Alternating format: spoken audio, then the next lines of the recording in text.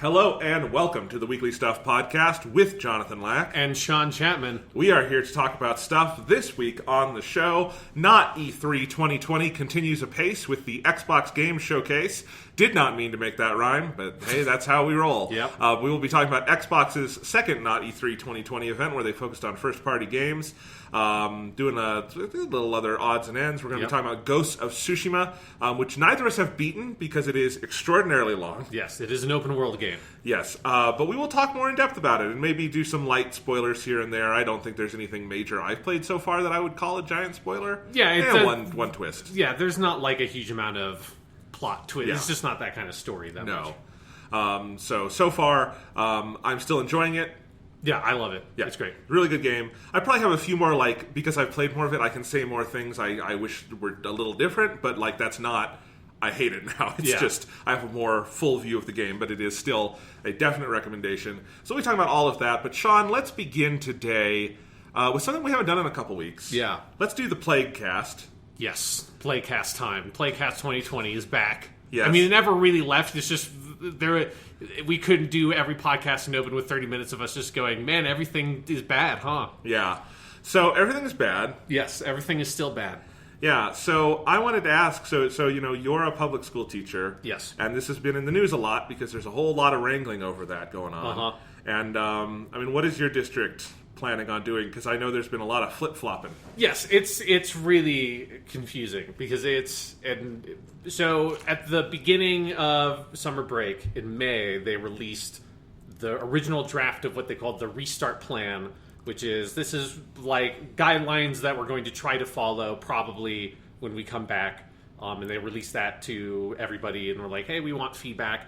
And the original draft and the original idea that it seemed like the district was pushing was a hybrid model, so that you would have probably every teacher would be teaching both some in-class, like person-to-person stuff and also online sections. The main reason being that in order to open up schools again and have any in-person learning, you have to have a small number of people in each room, right? You have to have 10 or less, basically. And decades of classroom overcrowding has made that very easy. Because my average classroom size is about 25 students. So that's not, you can't just, you have to reduce it by over half, right? So I need more than half of my students. I just like the idea of going out in the woods, teach Nathaniel Hawthorne that way. It's great. Yes, it would not be distracting or horrible at all and have the wind blowing the pages all around and fucking paper flying all over the place and getting rained on. That's how it was meant to be. Yeah, I love when people offer the idea of you could just have classes outside. You've never taught fucking anything in your life. You have no idea how much of a fucking nightmare that would be. And whenever I think back to the handful of times in college or high school where a teacher was just fuck it, we'll do class outside, and it was... it never went well. Yeah, it might have been fun, but you didn't learn anything. No, as a student, it was great because you know what? You weren't learning, you weren't doing work. Yeah, so we have, obviously, limited resources, limited space, a lot of students, not enough teachers. And so the idea was, let's do a hybrid thing, and that is how we will manage to have... the same number of staff, because we're not getting any more, and be able to basically have half the number of students per class. So that was the original idea. Apparently, parents didn't like that idea because a few weeks ago we got, this is what we're really going to do once schools open up. And this is the finalized version of the restart plan. And it was it's going to be 100% in class, person to person. You're just doing your teaching. And obviously they were and there's all going to be all these measures taken in place to make sure that it's safe, like having less than half of your normal student population per class and stuff like that. And they're just and we're just going to do it. And you read the plan, and you're I don't know if you've ever taken a math class, people who created this plan, but you can't have the same number of teachers, the same number of rooms, the same number of hours per day in the school, and have half the number of students per class and still just have that function. That's just not a thing that can work. It just doesn't make any sense. But the feedback was parents were oh, we just don't want to have to, we just want you guys to deal with it. Which I get it. I get that's where you're coming from. But if you want that to happen, we would have had to spend the entire summer hiring teachers and leasing out buildings to serve as additional classrooms. Like, yeah, you know what? People of Colorado, if you wanted that from your teachers, maybe you could have voted for any of the maybe 20 tax increases we've had on the ballot the last 20 years that never go through because we have this horrible law called Tabor. Look it up, where the voters have to approve every tax increase, and every time it's like, hey, this will add 1 cent to your fucking bill, and maybe teachers will get, your schools will have resources. We're like, nope.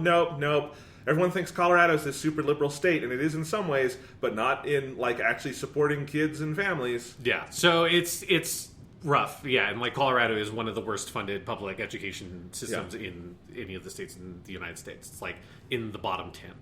I think it's maybe in the bottom 5. So, yeah, so it's all that's... And I just, like, looked at that plan and, like... Okay, then, sure. And there's all this, like, weird stuff of students are sort of assigned into, they keep on using the word cohort, which I love. I love that we can't just use the word group, like groups of students. They're cohorts of students. Basically, the idea being that you subdivide students into cohorts so that they can, if one of them is infected with COVID, it would only spread to their cohort likely instead of the broader student population to, reduce the vector of spreading. So there was lots of measures like that, but you just looked at it and I just could not get my head around how the thing would actually function. And then several days ago, kind of out of the blue, I just got an email that was shot to basically everybody on the Jeffco mailing list. And so I was like, so our school district just said, hey, everybody's just going to find this out right now. We're not going to do that. Instead, we're going to do 2 weeks of remote learning at the beginning of the semester. Then elementary, basically, students will phase in through, or will go like faster to in-person learning. High school students will do more hybrid stuff, and it'll be a more prolonged going back into the building. And then at some point, maybe in September, we will do all in-person learning. And then shortly after I got that email, in my school email, I got an email from the principal that was just like, if you didn't read that email from the district, you should read that, in a way that was like, this was a very sudden decision that just got shot out very quickly. Mostly, I think, because Denver Public Schools, which is the biggest in terms of student population served school district in the state, because it's the school district in the capital, they decided to do the same thing of go remote learning and then look at ways to phase into in-class stuff over the course of the semester. And so as soon as another school district did it, then my district was like, well, now we can, now we don't have to like kowtow to this like ridiculous demand from some of the parents and just say, no, this is what we have to do, because of course it's fucking what we have to do. Yeah, I mean, accepting that there are no good solutions. Oh, yes. No, I mean, there's no... This seems like the most responsible of the no good solutions. Yeah, so it's like, obviously, I understand why it is hard to have remote learning being a thing from a parent's point of view, but there's no other way to do it. Like, you can't just have everybody going in class, right? There is all this stuff that was going around for so long that was so obviously bullshit about how, high school kids, they can't get it, and they won't be a vector for it, and it's just like, what are you basing this on? And then there was lots of data that indicated that wasn't the case, but then South Korea published a massive study that very firmly confirmed, no, that's horseshit. They can get it as much as adults will get it, and they will serve as vectors in many ways more so than adults were, because they're less symptomatic. Yes, so they're less likely to be heavily symptomatic, and then they're also more likely to not take additional measures to make sure they're not infecting other people. Yeah, there's been so much bunk bullshit science about this that makes me so mad. Like all the stuff like, kids just can't get it. It's like, no, younger people are more immune to it and have generally less severe symptoms. Yeah, but we shut down schools first, so we really just don't know what it looks like when kids get it. That's the answer, right? Yes. So, like, and either way, even if kids couldn't, like, die from it, which they can, and we don't want the kids to die, their teachers can get it, and their teachers' families can get it, and their families can get it, their fucking grandparents can get it. The whole point of everything that we're doing is not to, like, save individual people, is to shut down vectors of infection as thoroughly as possible. Because that's the only way to not make it so that, like, 70% of the population dies, right? And then you get your herd immunity bullshit. The school thing is so frustrating to me, Sean, because I agree, like we all agree schools should be able to open. It is so important for kids to be able to be in school, right? It is so important for parents not to have to take care of their kids all day and to be able to go to work and things like that, right? It is important. But we didn't prioritize it. We prioritized opening bars for some fucking reason. And then it went haywire. So we just can't the way we would like to. We just can't. We fucked up. That's the bottom line. And people don't get this, and it's infuriating. And yeah, I mean, right now, I do think priority number one should be figuring out what to do societally so you can get schools open. I think part of that should be a massive influx of funding into schools, including paying instructors way more as, frankly, hazard pay, which we should have been doing anyway for grocery baggers and checkout clerks and all sorts of other essential workers who we used to think of as expendable, and now we know are not. Yeah. And it's bullshit. So I'm man, Sean, it sucks. You know, my school, so University of Iowa, I mean, Iowa's bad right now, and it's getting worse. Their plan is still basically unchanged, which is that classes over 50 will be online. Classes less than 50 will be in double capacity rooms, so you can spread out. Of course, the hallways are not double capacity, and they're not rebuilding the dorms, and they're making the freshmen go live in dorms, even though, hey, guess what kinds of classes freshmen take? Ones with more than 50 people, which means they could just be at home, safe, and not in a goddamn cesspit, which is what dorms are. I've lived in a dorm. You've lived in a dorm. There is no way to make that safe. No, Zero. It is. Yeah, it is physically impossible. Unless Iowa has the most luxurious dorms of all time. They don't. It is impossible. It's such hot bullshit, and I come at this from, you know, there's a lot of, I'm part of, we have a very good union at the University of Iowa for grad student workers. It's why we have relatively good pay and benefits, but you know, they're very much agitating for, obviously a lot of this work is going to fall on grad students, and that's dangerous and all this. But I just feel, I'm just worried for all those fucking freshmen. Yeah. And then that's going to become, every one of those kids that gets infected is going to be a massive vector of transmission, as you say. So it's all a fuck goddamn. Yeah. And it's just really frustrating because back in May when I saw the original restart plan and I read it, because it's very much the thing of like, they draft this plan and then they release it, and then the people who are actually involved in like acting out what the plan says read it and go, well, this is nothing, right? It's like, it's nice to say this, and then we'll have 10 students per classroom, and we'll do this cohort thing, and then we'll do this, that, and the other. And you read this like, and we'll like test every student that comes into the building, and blah, blah, blah, with, or like, not like a COVID test, but take their temperature and all that. And you read it, it's like, how though? Like, yes, like these are all really smart measures. I agree that these are things we should be doing, but the school that I worked for released a FAQ after the restart plan came out that was like, here are like questions that our staff had that they sent to our administration, and we have like answers to these questions, and most of them, and I get why, like, this is not to blame the administration because there's nothing else they can do, but most of the answers were just like, either we don't know, or we will just try our best and we'll do this and that. And like, it was one question was, in order to test all the staff and students coming into the building and have take their temperature in the morning, will we be allocated more resources and staff and like places to do this? And they're like, well, we'll figure out where we will do it in the building. But we are not going to hire any more people because we don't have money to hire any more. Like, we're lucky that we're not firing a bunch of people because we have less money. Hey, can I just give you the stats really quick? Yeah. Colorado has the 10th lowest public school spending in the United States. It's only $9,700 per pupil. And we have the 6th lowest high school graduation rate. Yeah.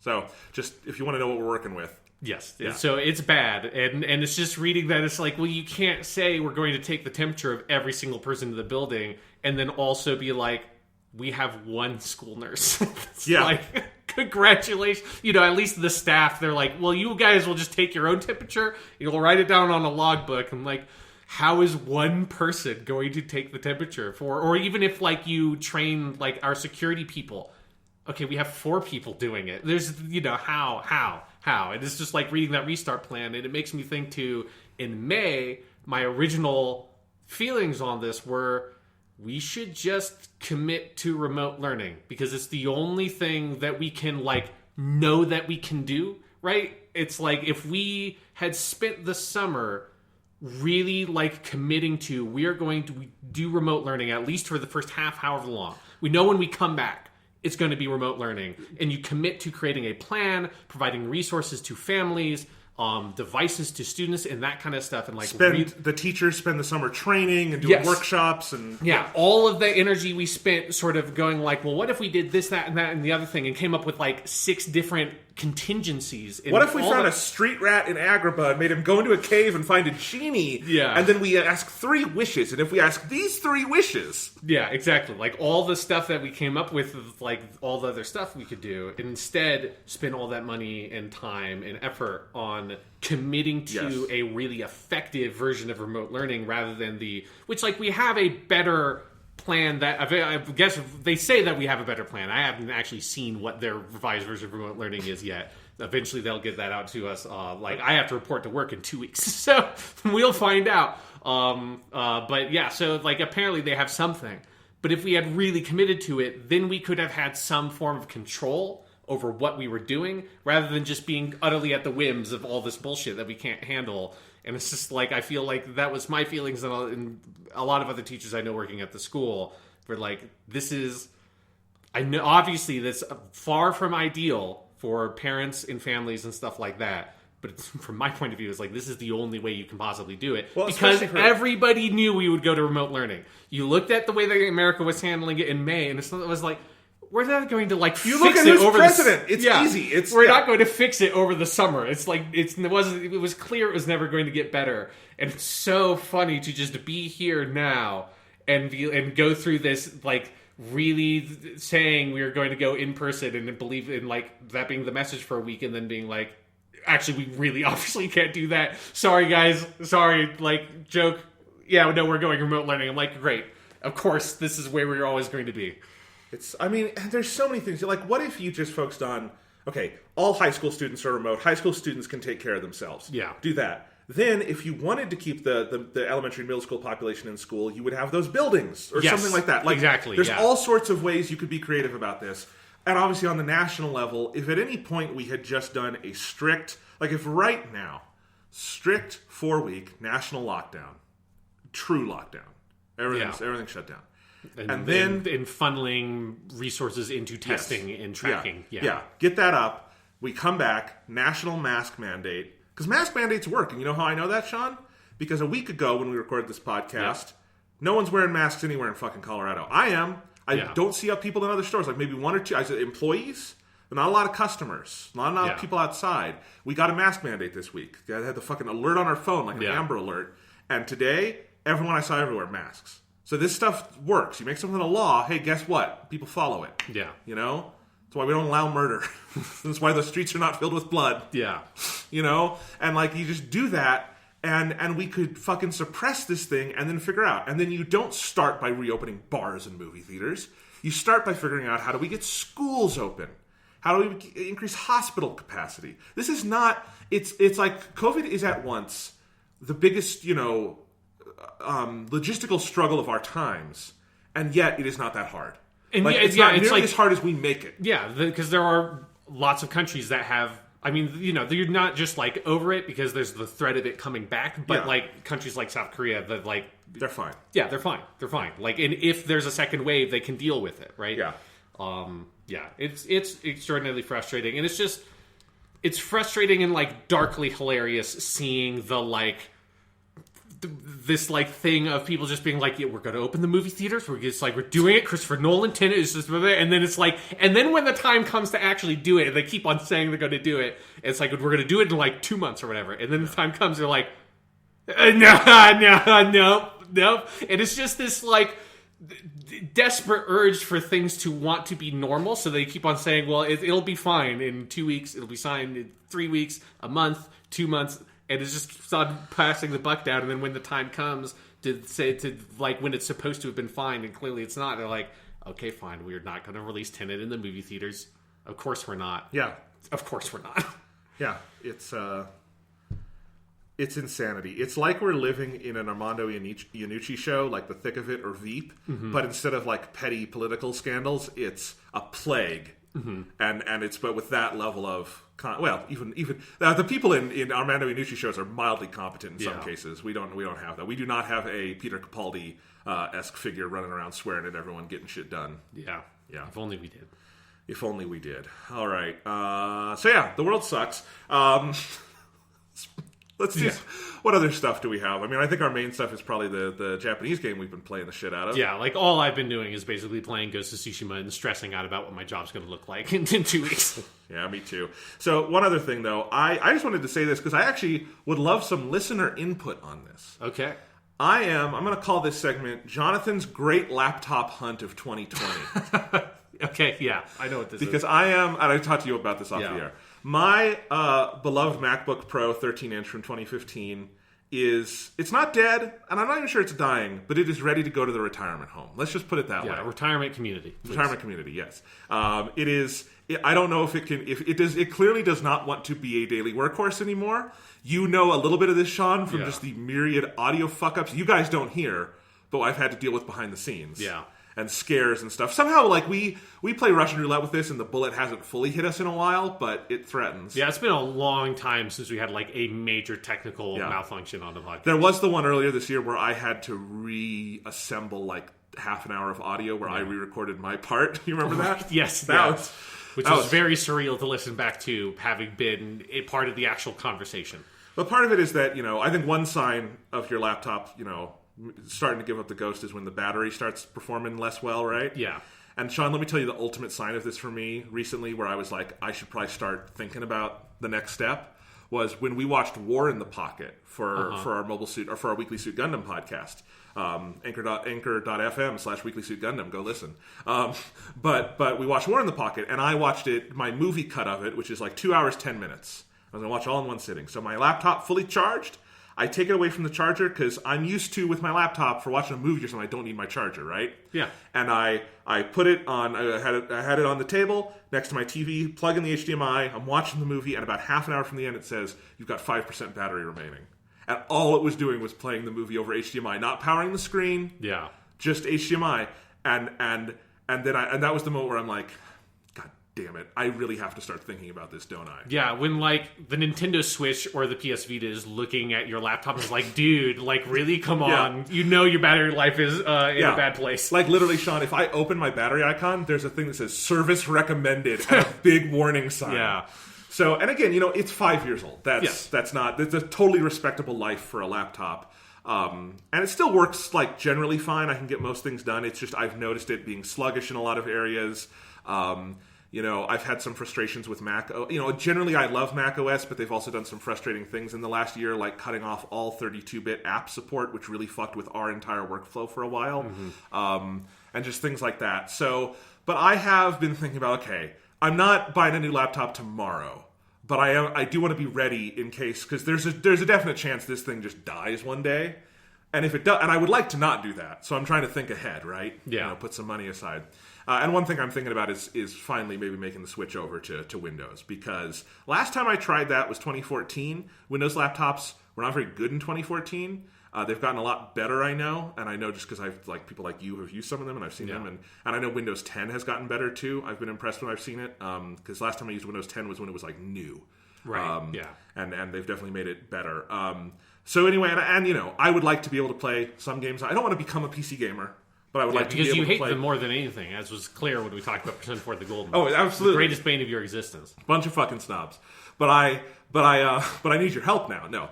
But I am thinking about it, and I have looked at a ton of different things. It is one of those things that very much triggers my overactive, like, obsessive compulsive, like, anxiety behavior, where I just am looking at, like, laptops endlessly, because with Apple, that's one really nice thing, is it's very easy.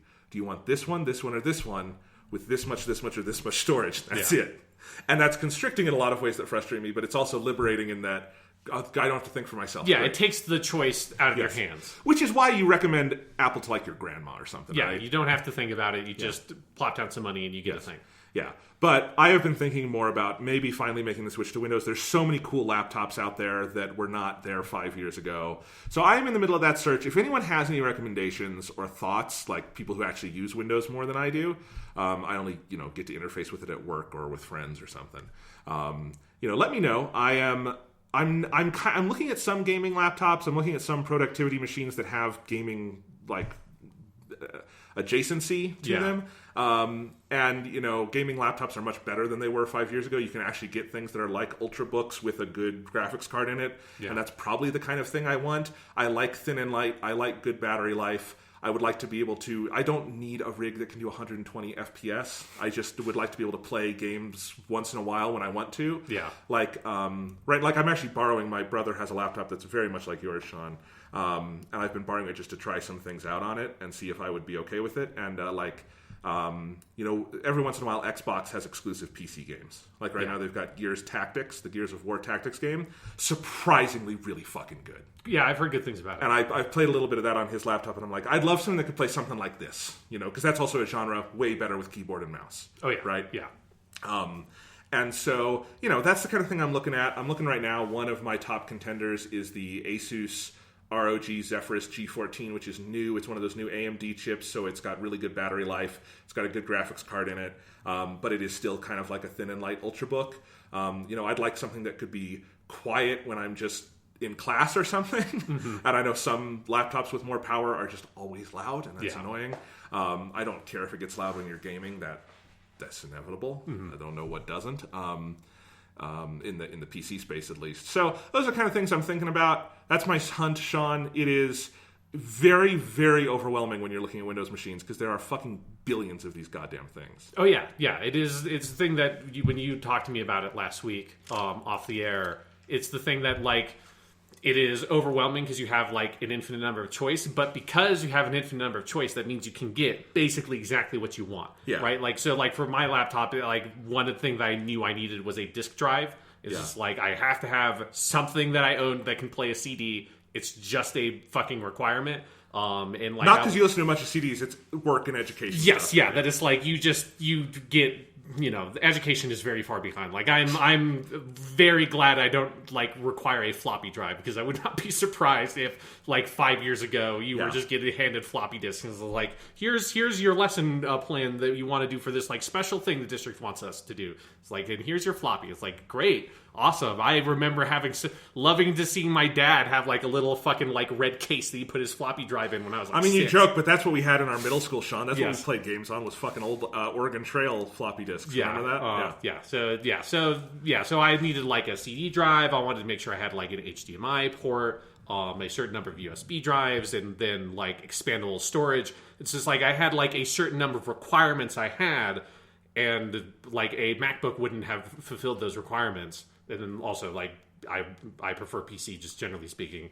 And then so being able to sort of take all those requirements, kind of I like made a list for myself, and then I like used a lot of like CNET because CNET reviews every piece of technology on the planet. It's just like I'm going to spend the next month reading like 100 laptop reviews, and it is a stupid amount of time to invest. But at the end, you're like, I nailed it. Like I feel like I'm like for that 1 month, I was like an expert, a foremost expert on the planet of Windows laptops in the $400 to $700 range that had these things.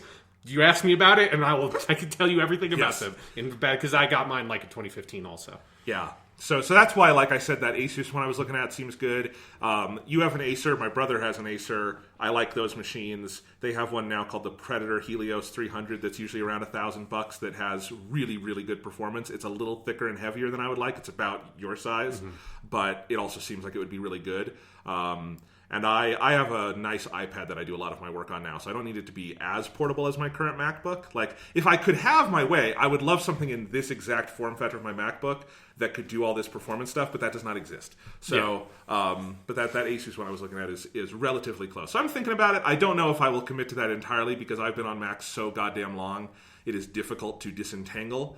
I'd have to find new editing software and stuff, but, you know, I hear Windows has lots of software options. So. Yes. Yeah, I like it. And it has been nice playing around, like I said, with my brother's computer and like installing emulators and being like, hey, this works. Because actually one of the things that made me think about this, Sean, was when you talked about playing Crisis Core.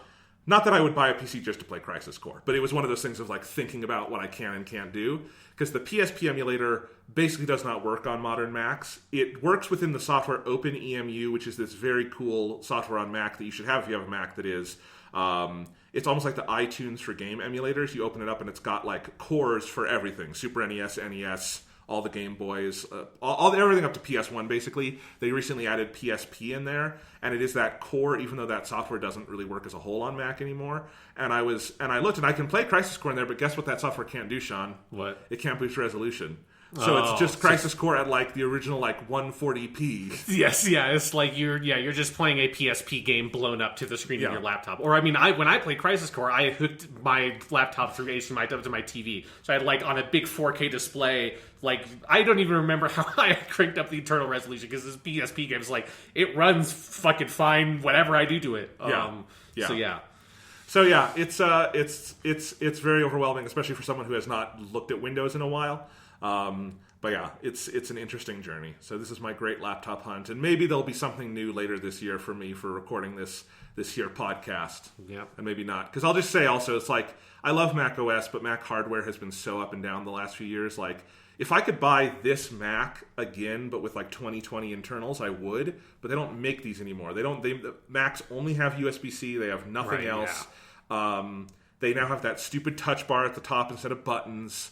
They are way more. They have inflated in price way more than other things, So they're just very the kind of performance I got in this equivalent in 2020 is a $2,000 laptop. I don't want to spend that on something that doesn't even have a graphics card, right? Yeah. So it's a whole frustration there. I still really love my iPhone and iPad, but the Mac. Yep. Yeah, I had my one brief flirtation with the Mac in 2012, and I'm this seems fine, but as soon as I ran into one thing I wanted to be able to do and I couldn't do it, I'm I'm never buying these again. Why? No, why did you ever lock yourself out of being able to do something you want to do? Exactly, and that's the feeling I keep getting. And for the podcast, I'd like to be able to talk about things when they come up that I can only do on PC, or if you were playing Crisis Core, it would have been great for me to just boot that up and play it easily, and it wasn't an option, Yeah. So, anywho, that's what I've been up to. But Sean, do you want to go ahead and move on to the news? Yes, Jonathan. Let's talk about the news. All right. So we had the Xbox Games Showcase. Yes. So was there anything else that came out this week? Okay. So there was a Nintendo Direct that was hilariously brief. It was 8 minutes long. And it was... Now, to be fair, Nintendo did say the night before, hey, look, this is a short Direct. It is about our partners. It's all third party. It's just going to be a little thing. So they did not, overhype it or anything. But because they have done almost no Nintendo Direct events this year... we're all kind of starving for info. We don't... Yeah, because we don't know anything about their, first party post Paper Mario, which just came out. Which is already out, yeah. So we don't know what the next first party Nintendo game is. There are rumors up the yazoo about the Mario 35th Anniversary Collection and Mario 3D Land getting ported, to the point where those are basically confirmed in the, fan community. Yeah. But they haven't announced it. We don't know when. It's and clearly, Nintendo has been pretty transparent that they've been pretty hardly hit. Hard. They've been hit hard by COVID-19, I think is what you want to say. All right. We just took a 3-hour break for me to go to the hospital and get a check on that stroke I just had. Yeah. But they got pretty... They got hit hard. By COVID. Yep. Thank you for not making me say it. And so we just haven't had a lot of info. There wasn't anything too crazy in that announcement, except... Atlas came, and we are getting a full remaster of Shin Megami Tensei 3 Nocturne, which was a PS2 game. Yep. That'll be on Switch. We also learned after the show it'll be on PS4. I've always wanted to play that game and never have, so I'm really excited for that. And they showed another trailer for Shin Megami Tensei 5, which we've known. That was within the first ever Switch show. If you say another, this is really the first trailer for it. Because the first time was, at the January Switch. Here's the announcement basically of the Switch. And they showed a teaser that was we're going to make a Shin Megami Tensei. There was a second one where they confirmed it was Shin Megami Tensei 5. And that was kind of like this. It was another cinematic kind of thing. So we still haven't seen gameplay or anything. But this time they committed to 2021 for the release date. Yeah. So that's coming. Great. I'm excited for both of those, but there was nothing else really of interest in that announcement. Yeah, because I'm pretty excited for the Nocturne thing, because I actually own a PS2 copy of Nocturne that I bought back when I got Persona 4 and Persona 3, because how I emulated those. I just bought the discs. Another reason why you want a disc drive on your PC is it's just nice to have the option. Or an external. I have an external, and that's fun. I just plug that in. Yeah, however you have it, I just wouldn't want to take up one of my slots. Yeah. I want to have as many slots on my PC as possible. If I could have 15 USB slots, fucking give it to me, bro. Yes. But yeah, so I'd never actually got around to playing it. Because I've never actually played a core series Shin Megami Tensei, because I mean there's not that many of them. Like 1 and 2 are super old. Then there's 3 in the PS2. 4 is a 3DS game. So yeah, I've never got around to playing a core Shin Megami Tensei. That seems like it will be a cool way to do that. So yeah. Yeah. And it looks like it's the kind of thing that I hope they do that with Persona 3 at some point, because it's basically the original art, up-res, 16:9. It's kind of what I would want if they ever went back and did Persona 3 FES again. So anyway, we'll see. But yes, so that's what we got from Nintendo. I hope we hear more from them soon. They've, to their credit, as I said, they've been pretty transparent about, like, hey, we just can't put a giant show together right now, which I get. Yes, yeah, fair enough. Nobody has a perfect solution for this. But let's talk about Xbox and see how they did. Yes, so this is, Jonathan, I think going to be our last not E3 2020. There's obviously going to be more stuff. I assume that Sony and Microsoft are going to have big events in August that are going to be where they're going to do price and release date. Maybe. I'm half expecting at this point the pre-order is going to be, it'll be between this amount of money and this amount of money, and it'll be a surprise on launch day when we take it out of your account. Yeah. I mean, if I'm just because I'm assuming both of them are November, or like maybe the last week of October is probably the earliest we'll get them. And if they announced in like release pre-orders in August, that basically is in line with how Nintendo did it with the Switch. Sure. So that's what I'm guessing. But that to me that would have been stuff that wouldn't have been done at E3 anyways. That would have been a post E3 event. So this is the final not E3 2020, Jonathan, where we talk about all the things that would have been at E3 2020. But there wasn't, because there wasn't an E3 2020.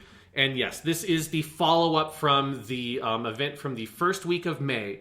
This is week 12 of not E3 2020, as it says in my notes here, Jonathan. Jesus Christ. 3 months of this, like, protracted, long, fucking grueling haul of weird piecemeal game announcements. Sean, should I edit together an episode of all the not E3 so we have our big E3 episode? It's just... Yeah. I mean, I'll tell you right now, Jonathan, that this document I have that I put because I just had one running document I would open up whenever one of these came up. It is now at 7,938 words and 18 pages. It's technically 19, but it's actually like kind of perfect, Jonathan. The last note I have comes right to the end of one page. Yep. So it is basically exactly 18 single-spaced pages in Microsoft Word. It has been a lot of... It has been both, it feels like a lot of video game announcement stuff and also like nothing, because we also had like E3 or EA and Ubisoft that kind of did nothing. But this was sort of, Microsoft had their event at the beginning of May.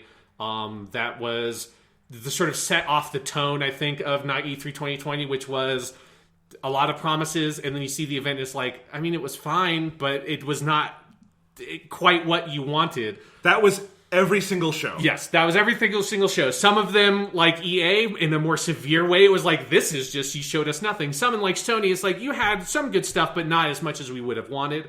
And I think Microsoft, this one, I would say, is like a little bit below Sony, but nowhere near in the depths of the EA. No. It was mostly fine. It's more on the Sony side, and frankly, one of my main reactions is if Microsoft had saved all the stuff they did in May, and done that with this and had like a nice balance and mix, there were enough cool announcements in that May one and enough cool things to see here that I think they could have put on something relatively above the pack if it had all come out together, but it didn't. Yeah. Because I think if you combine that and you combine the indie showcase thing they did in the pre-show here and then everything they did in this, you would basically have, beat for beat, a normal Microsoft E3 press conference. Exactly. Like this was, in both for like all the good things of a normal Microsoft E3 press conference and the bad things, I think like they have not fully gotten around on how to like show off their games, but we'll talk about that with this.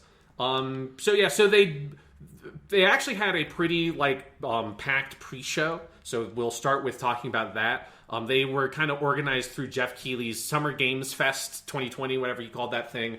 So I don't know if all those announcements were actually tied to Microsoft or if they were Jeff Keighley things, because most of the stuff there was not actually like, this is like an Xbox exclusive or anything like that.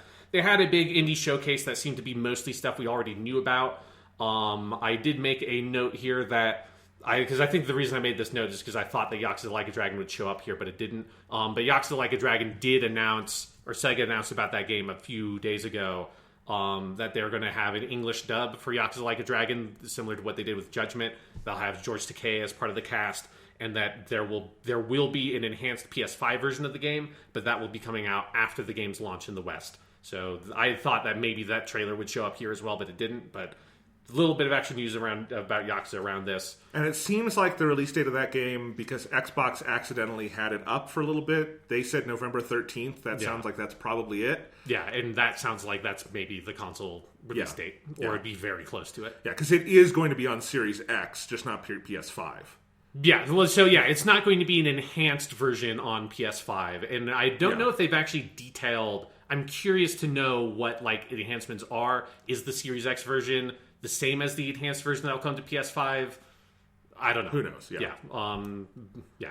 But I am excited for that game. I wish it wasn't coming out the same week as every other game on the goddamn planet, but there we go. Yeah. I am looking forward to it, and even if it has George Takei, you would have to be a goddamn madman to play a Yakuza game in English. It's like, I respect it. I know that like people who played Judgment in English really like the English dub. I know it was really well done. I mean, they did separate subtitles for the English dub and the Japanese track, and so that's like the right way to do it. Perfect. Yeah. So if I have no interest in playing one of those games with an English dub, but if that gets the game in front of more people, awesome. I mean, those games are like the best localized Japanese games in the market. So, so we had that. Then this is a really interesting announcement. Dragon Quest XI's Tales of an Elusive Age. Is that what the subtitle is? Echoes of an Elusive Age. Echoes of an Elusive Age Definitive Edition, which is the version that came to the Switch, hence the S at the end of Dragon Quest XI's. That's going to be coming to Xbox, and then they also then later said it'll come to PS4 as well. And PC. December 4th, 2020.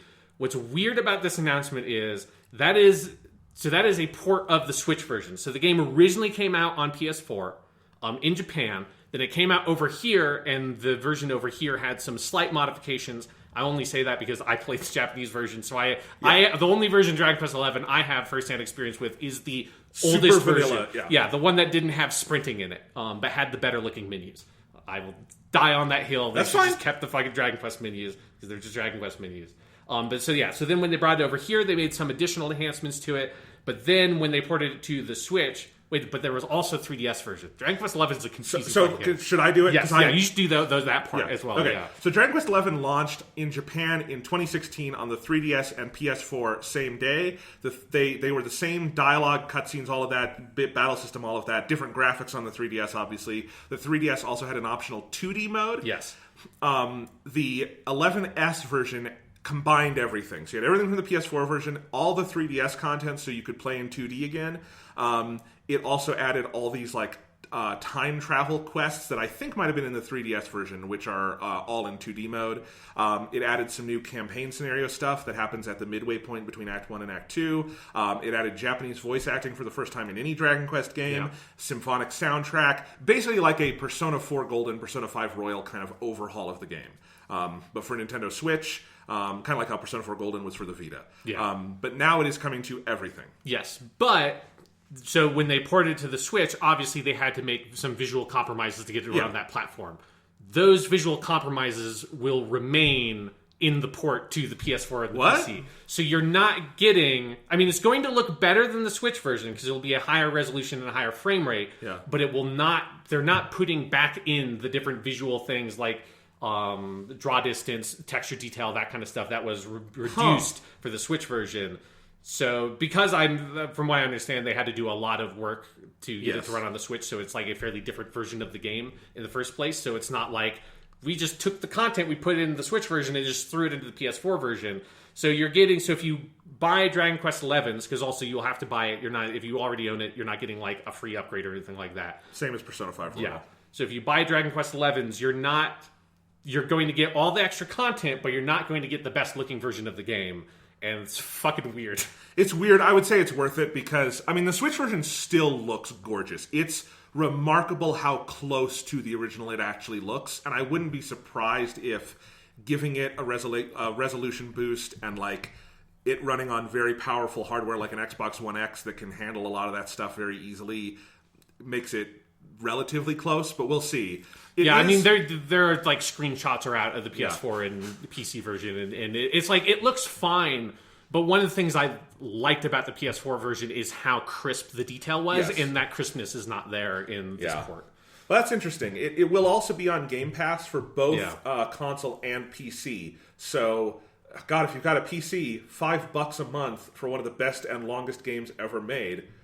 play it. I am glad that version is coming everywhere else, though, even if it's not the best looking. Like, all of the enhancements they made make it the version to play. Like, definitely. Especially, like, the Japanese voice cast is fucking great. And if you want to hear that, and if you speak a little bit of Japanese and you can actually understand what they're saying, you can get more of that original script, kind of, you know? It's a very cool version. Yeah. Although if you play it in Japanese, or if you play it with like English, subtitles, text, but Japanese language, you're going to have to deal with the fact that all the proper nouns are basically different. Yes, it is. I made a little bit weird. I made myself a spreadsheet when I started playing 11S. It's very weird. Yeah. But yeah, so that's happening. Like, again, probably the Dragon Quest 11s is the version you still want to play. It's just weird. I can't think of an example of that happening, where like the game has gotten like ported all over the place, and then like the final version we get is like cool, but it's not the like optimal version you imagine, which is the PS4 version or the PC version with all that extra stuff. It would be like if they finally did Persona 3 on PC, like they did Persona 4 Golden, but it was the portable version. Yeah, that is like an up-res version of the portable version because they wanted the female main character, and it's like what you want from a re-release of Persona 3 is everything that's Persona 3 Fest, but the extra portable content in that version of the game. Yeah, it's just weird. Also weird that Dragon Quest will be on an Xbox console. Yes. But there you go. It's happening. Then the other major thing from the pre-show, which honestly I think is like one of the best game announcements of this whole thing, so much so that probably shouldn't have been in the pre-show. I'm baffled. Yeah, so Square Enix announced Ballin' Wonderworld, not Ballin' Wonderland, which is what they kept on saying in the pre-show, because they had like in the little interstitial bit, and they had different people talking about it, and they kept on saying Wonderworld. But it's a game by Yuji Naka and Naoto Oshima. Yuji Naka, best known for basically is one of the co-creators of Sonic the Hedgehog. But he and Naoto Oshima worked together on the Knights games, the Sega Saturn and Sega Dreamcast franchise. So this has a very Knights into Dreams like feel to it. It's the same kind of aesthetic. It doesn't look like it's the same gameplay. It's more of like a rhythm thing. Which I never kind of understood what the gameplay of Knights was. He like flew through rings. I don't know. I didn't really play those games. I've only ever seen them. But so they had a cool looking trailer, like great style. It was just cool to see fucking Yuji Naka and have him be like, "Hi, I'm Yuji Naka." It's like, oh my god, this is a dude who's like responsible for a lot of my childhood. This is just like here talking about a new game he's making. It is going to come to everything. Xbox One, Xbox Series X, PS4, PS5, Steam, and Switch in spring 2021. So yes, it is coming to effectively everything spring 2021. Looks cool. Looks great. Maybe it's because it's not a Game Pass game. That's why it's not in the main show, because that was kind of a pitch of the main show. But either way, it was one of the best announcements on that day. And if you haven't seen the trailer, it is a delight. I look forward to this one very much. Yes. So that's the pre-show. It was cool. Like because I didn't even plan on watching it, but I was just in front of my TV and I was like, I'll just might as well put this stream up while I look at stuff on the internet. And I was like, oh my god, they're actually like showing off games, and Dragon Quest 11's is here, and Balan Wonderworld. That looks fucking cool. So then we get into actual Xbox stuff, and it starts with a sort of cinematic trailer for Halo that is just a very moody. Is Dr. Halsey from the Halo franchise talking about like the Mjolnir armor, and they're making the armor. It reminded me of like the Halo 3 ads back in the day, like a very polished, nice little 2-minute cinematic teaser. Yeah, I would want more like dioramas with little Halo dudes, and at the end the Master Chief doll like head turns toward the camera. Because Halo 3, if you have not seen the ads for Halo 3, has like the best fucking video game commercials ever. But yes, it had a similar kind of vibe to it. And then that transitioned into a like start screen for a demo, basically, for Halo Infinite, and they pressed the lines or the menu button, and they went in. If we start off with our sort of Halo Infinite, which is like an 8-minute gameplay segment they showed, and it opens with a little title card that says 28th May 2560, 167 days after we lost. And I had no idea that apparently all of the Halo games have taken place over the course of 8 years, because Halo 1 is 2552. I only remember that because the date is a very cool date, 2552. But yeah, it's been 8 years since Halo 1, and 167 days after we lost something. I guess that tracks because Halo 2 happens very shortly after Halo 1, and Halo 3 happens immediately after Halo 2, and then there is like a 5-year gap while the Chief is in space. I think in my mind, Halo 3 and Halo 5 or Halo 4 have a much bigger jump between them than actually in the timeline, because I saw that, I'm like, That can't possibly be true. Because that means that Master Chief was drifting in space for like 5 or 6 years. It's like, surely he would have been drifting in space for longer than that. But it's like, no, he got very lucky. Yeah. He just got right there really fast. But yeah, so one of the things about this trailer is that it doesn't really give you any context for the narrative of what's happening. And there is no hide nor tail of any of the stuff from Halo 5. There's no mention of Cortana, no tease that I thought for sure there'd be some sort of tease because for people who don't remember, which I only vaguely do at this point, Halo 5 ends with a big cliffhanger of Cortana has gone rampant. She's like evil and going to take over the universe, basically. Yeah. Because this trailer is building on the cinematic tease from 2 E3s ago, where the Chief is out in space, something has happened, and he, like, literally, his body in the suit is floating in space. He hits a ship run by the dude we see in the trailer here, his new buddy, who seems like a cool character. I kind of like him in these 2 trailers. And then this picks up after that, where they run into a Halo. And that's what that teaser was. So yeah, it is not pitching itself on any ties to the 4-5 continuity. Yes, which they could be in there, but I'm sure it will be there. But I just was kind of surprised at how much it was just like, this is like very contextless in terms of as like a Halo fan. You know what I hope it is? What? Here's how I hope it is. The opening cutscene is the Chief like running through a facility and like, you know, because it's all blowing up, and Cortana's in his ear like, oh, thank God you got me back, Chief. That really sucked. I'm so glad my mind's back. And he's like, it's good to have you back, Cortana, but we got to get out of here. And then he jumps out of the base as it blows up, and then he's floating through space, and it's just, you skip the resolution to Halo 5. Yeah, it's just like, what happened to Agent Locke? Oh, he's on vacation. You know, him and all the other, like Buck and all the other, just on vacation. Same with all the Spartans that they brought back from the books for Halo 5. Yeah, they're just like, they're just over in New Mombasa, chilling out. That could be a collectible on the Halo ring as you go around and you get like pictures of them on vacation. Yeah, yes, oh my God, that'd be so good. They're all like just in their armor, just on the beach. Yeah. Get like the Rooster Teeth artist to do like the kind of like goofy stuff you would get with like Red versus Blue characters. Yeah. That's probably not what we're going to get, but it's nice to dream. Yes. So as you said, it's the continuation basically of what we saw from that last trailer. They crash land on the Halo. They have a very terse conversation. Where eventually the Master Chief says a line here that I wrote down where he says, there won't be a home if we don't stop the Banished. Which apparently the Banished are from Halo Wars 2. Yes, I learned that as well. Yeah, because I heard that, I'm like, that seems weirdly, vaguely familiar, because I did watch like a story breakdown of Halo Wars 2 when it came out, because I was just curious. I'm like, okay, I don't know if I didn't play Halo Wars 2. I don't know if anybody played Halo Wars 2. But maybe like the Banished are like some sort of rogue faction of ex-Covenant people. So this is also where I just noted this. Did you have any problems with like the stream at like in early like this part of it? Because I had to switch like 3 times. No, I was on the Xbox's channel, their main stream. Yeah, I started on there, and then it started hitching up, and I couldn't tell if it was because I kept on switching to like, okay, let me put up the GameSpot one and the Giant Bomb, and I hopped around. The quality wasn't great, but it was stable. Yeah, for me, like, it only happened here, but it just hitched up for me here. But then luckily, when I switched to a different stream, it was like 3 minutes earlier than where I had just been. So it was like, okay, it'll be fine. So I didn't miss anything. And so then you just basically get a solid 7 minutes at this point of gameplay. The Master Chief with his assault rifle, and he's on a Halo, and he's shooting dudes. He gets a Warthog, and there's like just like a lot of new weapons. The grappling hook thing, like basically like a not bubble shield thingy, and then you have like that big cinematic at the end. And so it is a solid chunk of gameplay. It's also like the only gameplay we got at the whole event, which is my major issue with this, is that there are a lot of not even just like not game demos, but not even gameplay trailers. But they do start off with, this is a solid chunk of gameplay. The first thing we saw from Halo Infinite. Thoughts? Is this the only thing we've gotten in Naughty 3 that was just... We've gotten other ones that were cut together gameplay, like Ratchet and Clank or Assassin's Creed Valhalla, but this was uninterrupted. Here's 8 minutes of someone playing the game. Like Ratchet and Clank wasn't that long, but we did get probably like That's solid true. That 4 minute, like them running around shooting shit bit. They jumped ahead, though. Like, this was like Unbroken just here's playing Yes. the game. Ratchet and Clank was very close. I don't want to put that was, and honestly, that's why those two are maybe two of the things that stick out in my mind most from all of not E3 because it's what I wanted was gameplay. Yeah, I think it looks good. I'm excited for this.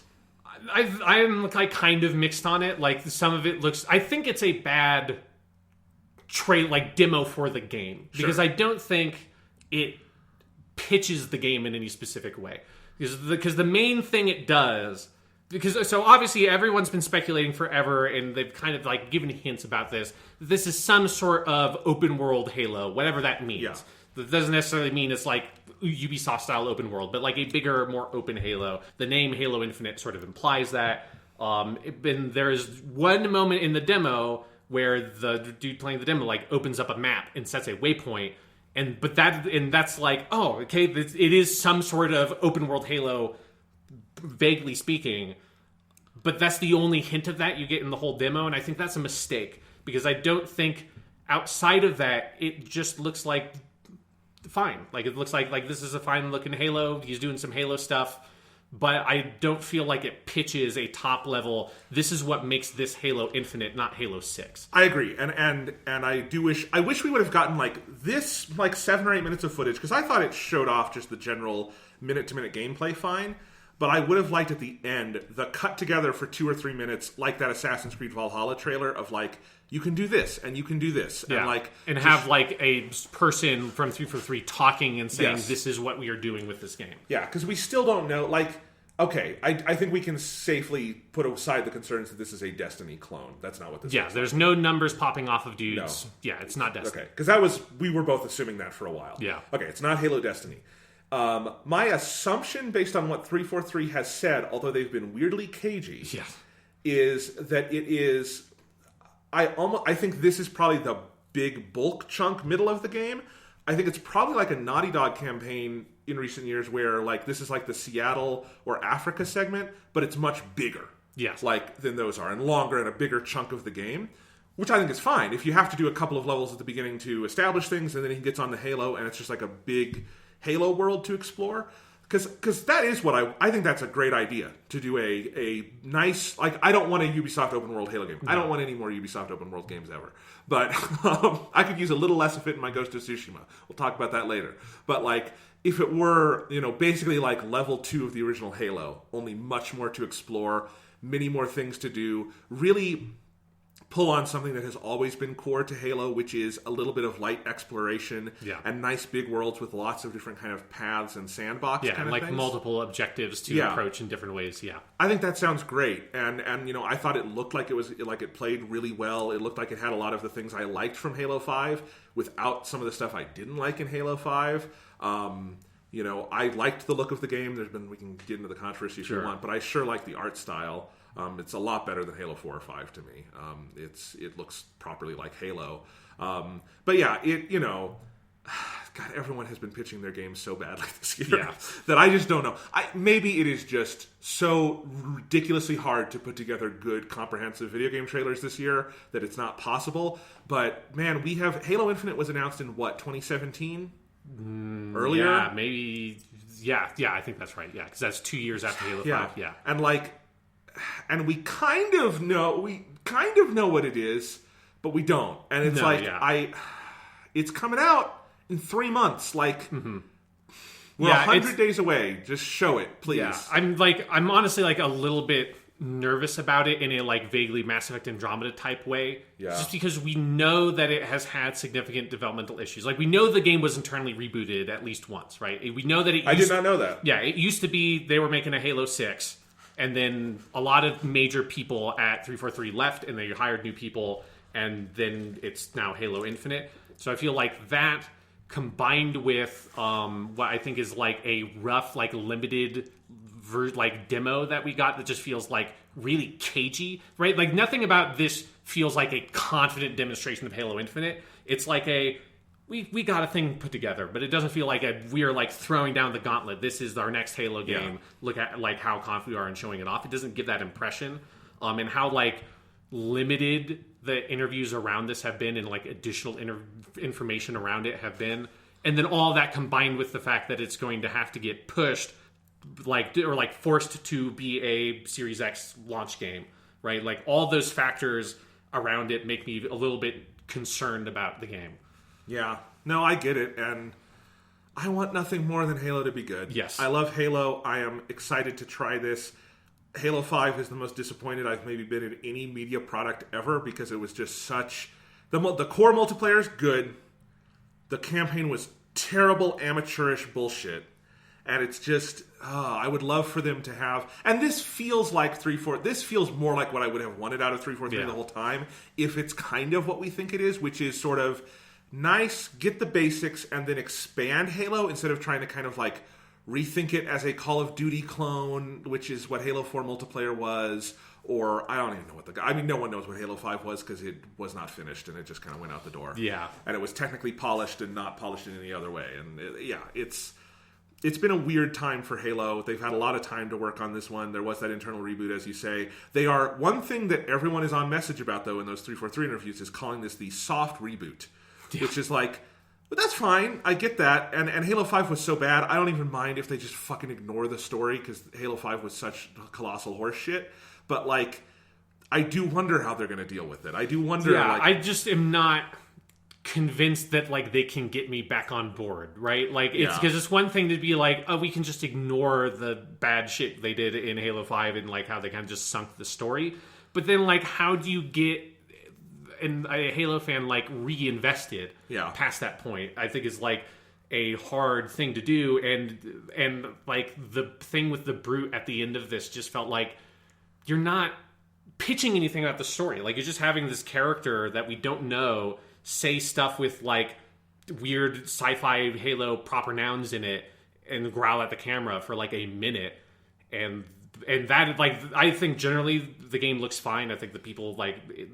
The whole controversy around the graphics is mostly dumb. I do think that Brute model looks bad. And I think when you're zoomed in on it tight for like a minute and just staring at it, it looks especially bad. And it's like that stuff around the game is just like, if you're not pitching the game to a way that's going to get like a lapsed Halo fan back, and it just doesn't feel like, I just don't know how they're pitching the game. Like, it just feels kind of directionless what they showed. And there's time. Maybe there'll be more. You know, they said they're going to show off multiplayer separately. I have no problem with that, especially because that probably will coincide with a beta. But like, you know, I want it to be good. And you know, the one thing that gives me faith is I think Xbox knows it has to be good. Phil Spencer, when you hear him talk about this, like, he's even said if they had to delay it, they would. Now maybe that's disingenuous because it seems like, it's like, I don't know how you, but I don't know. I mean, like, if they delayed it, they'd have nothing. Like, why even launch the Series X at that point? Exactly. Although it's also like, it's that game, I imagine, is also going to run perfectly well on the Xbox One X. I mean, it's an Xbox One game, right? And so that's where, like, with this, I think, like, generally speaking, with this event that Microsoft had, a big problem is, like, nothing about it feels convincing as, like, a buy the Series X, right? Here's the thing. I thought it was a phenomenal pitch for Game Pass. Yes, it's great for Game Pass. Not for the specific hardware they're launching. Yeah, like, why would you buy a $500, whatever it is going to be, console when the Halo Infinite, like, that's part of, I think, where the controversy around the graphics comes from. Because I think both, like you think it looks fine, right? Like, it's like, there's nothing wrong with it. Well, I love the art style. It looks like looks like kind of the Halo 1 art style with the colors of Halo 3. That is my sweet spot. And I think, you know, I do not ever try to judge graphics based on a shitty stream I'm watching. I don't. Like, and I did look at the nicer version of it, but like, it totally looked fine to me. And it will probably look better on launch day. So it looks fine.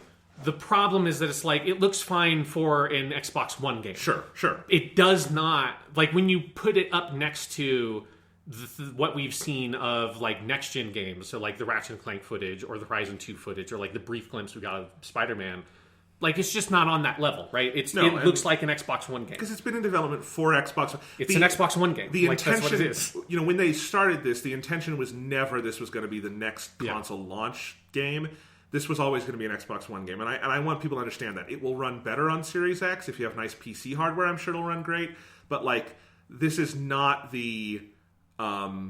This is not the Ratchet & Clank big, like, we're doing stuff to test the limits of this hardware. Yeah, and I think the problem is Microsoft didn't have anything that did this in this whole showing, and so all of that weight was on Halo Infinite. And so I think that's where the response to the graphics of the game came from, was less that the game actually looks bad, because it's not a stunning looking Xbox One game. No, because it's designed to run at 60 frames per second. They kept on saying 4K 60. I think we can maybe start questioning whether or not games need to be running at 4K resolutions. And for this game, I don't know why you honestly need to target 60 on the Xbox One. If it's going to be on next gen, it's going to be on PC. For people who want to run the game at a high frame rate, there are other avenues. Well, it's because it's the same with Halo 5 was built from the ground up for 60. All the Halos run at 60 now. It's kind of that's just, and I like that about it. I do like that that's their target, but it does. But I agree. I think if they have there are always compromises that have to happen, and I think if they were always planning to launch it for Series X, it would be different. Yeah. Do you know what I mean? Yeah. So it's the game just is in this weird position where it's just not that much of a looker. It's got a nice art style, but the lighting is really flat. There's a really good video that Digital Foundry did that really broke down technically what that means and what's happening. I think the weapon models look particularly bad, which is not what you want in a first-person shooter. Yeah. I think and I think that's the one place where also I don't like the art design. I think all the new weapons don't look good to me. That weird semi-automatic rifle thing that he picked up. I'm this. They just, and this is a problem that I think all the 343 games have, is I think the new weapons they introduce just don't look like Halo weapons to me. They look that's a Call of Duty gun. It just doesn't. I thought they were closer to the mark here, but I agree. Yeah, but generally speaking, I think there's some visual elements there that didn't fully work, and so when this is the one game that has all that weight on it, those little things that don't work great get ballooned out to this game looks like garbage, combined with them officially releasing one of the worst looking official screenshots for a game I've ever seen, where that one screenshot with all the brutes in the grunts, it half in shadow, half in not. Bad screenshot. I don't know why they released that. It's a very unflattering screenshot for a game, but any game can have a bad looking screenshot. That doesn't mean it's a bad looking game. When you look at the footage, it looks fine. But I think it's just, I guess my general point is the way that Microsoft has built up Halo Infinite as this is our Xbox Series X game, even when everybody knows, obviously it's not. Obviously it's an Xbox One game that's getting upported in some way to Series X. When you pitch the game that way and you don't have anything else to take off that pressure, a game that looks like it's totally fine and I hope is good and looks like it has a good chance to be a really cool game, it gets skewered in on Twitter and stuff because of those expectations.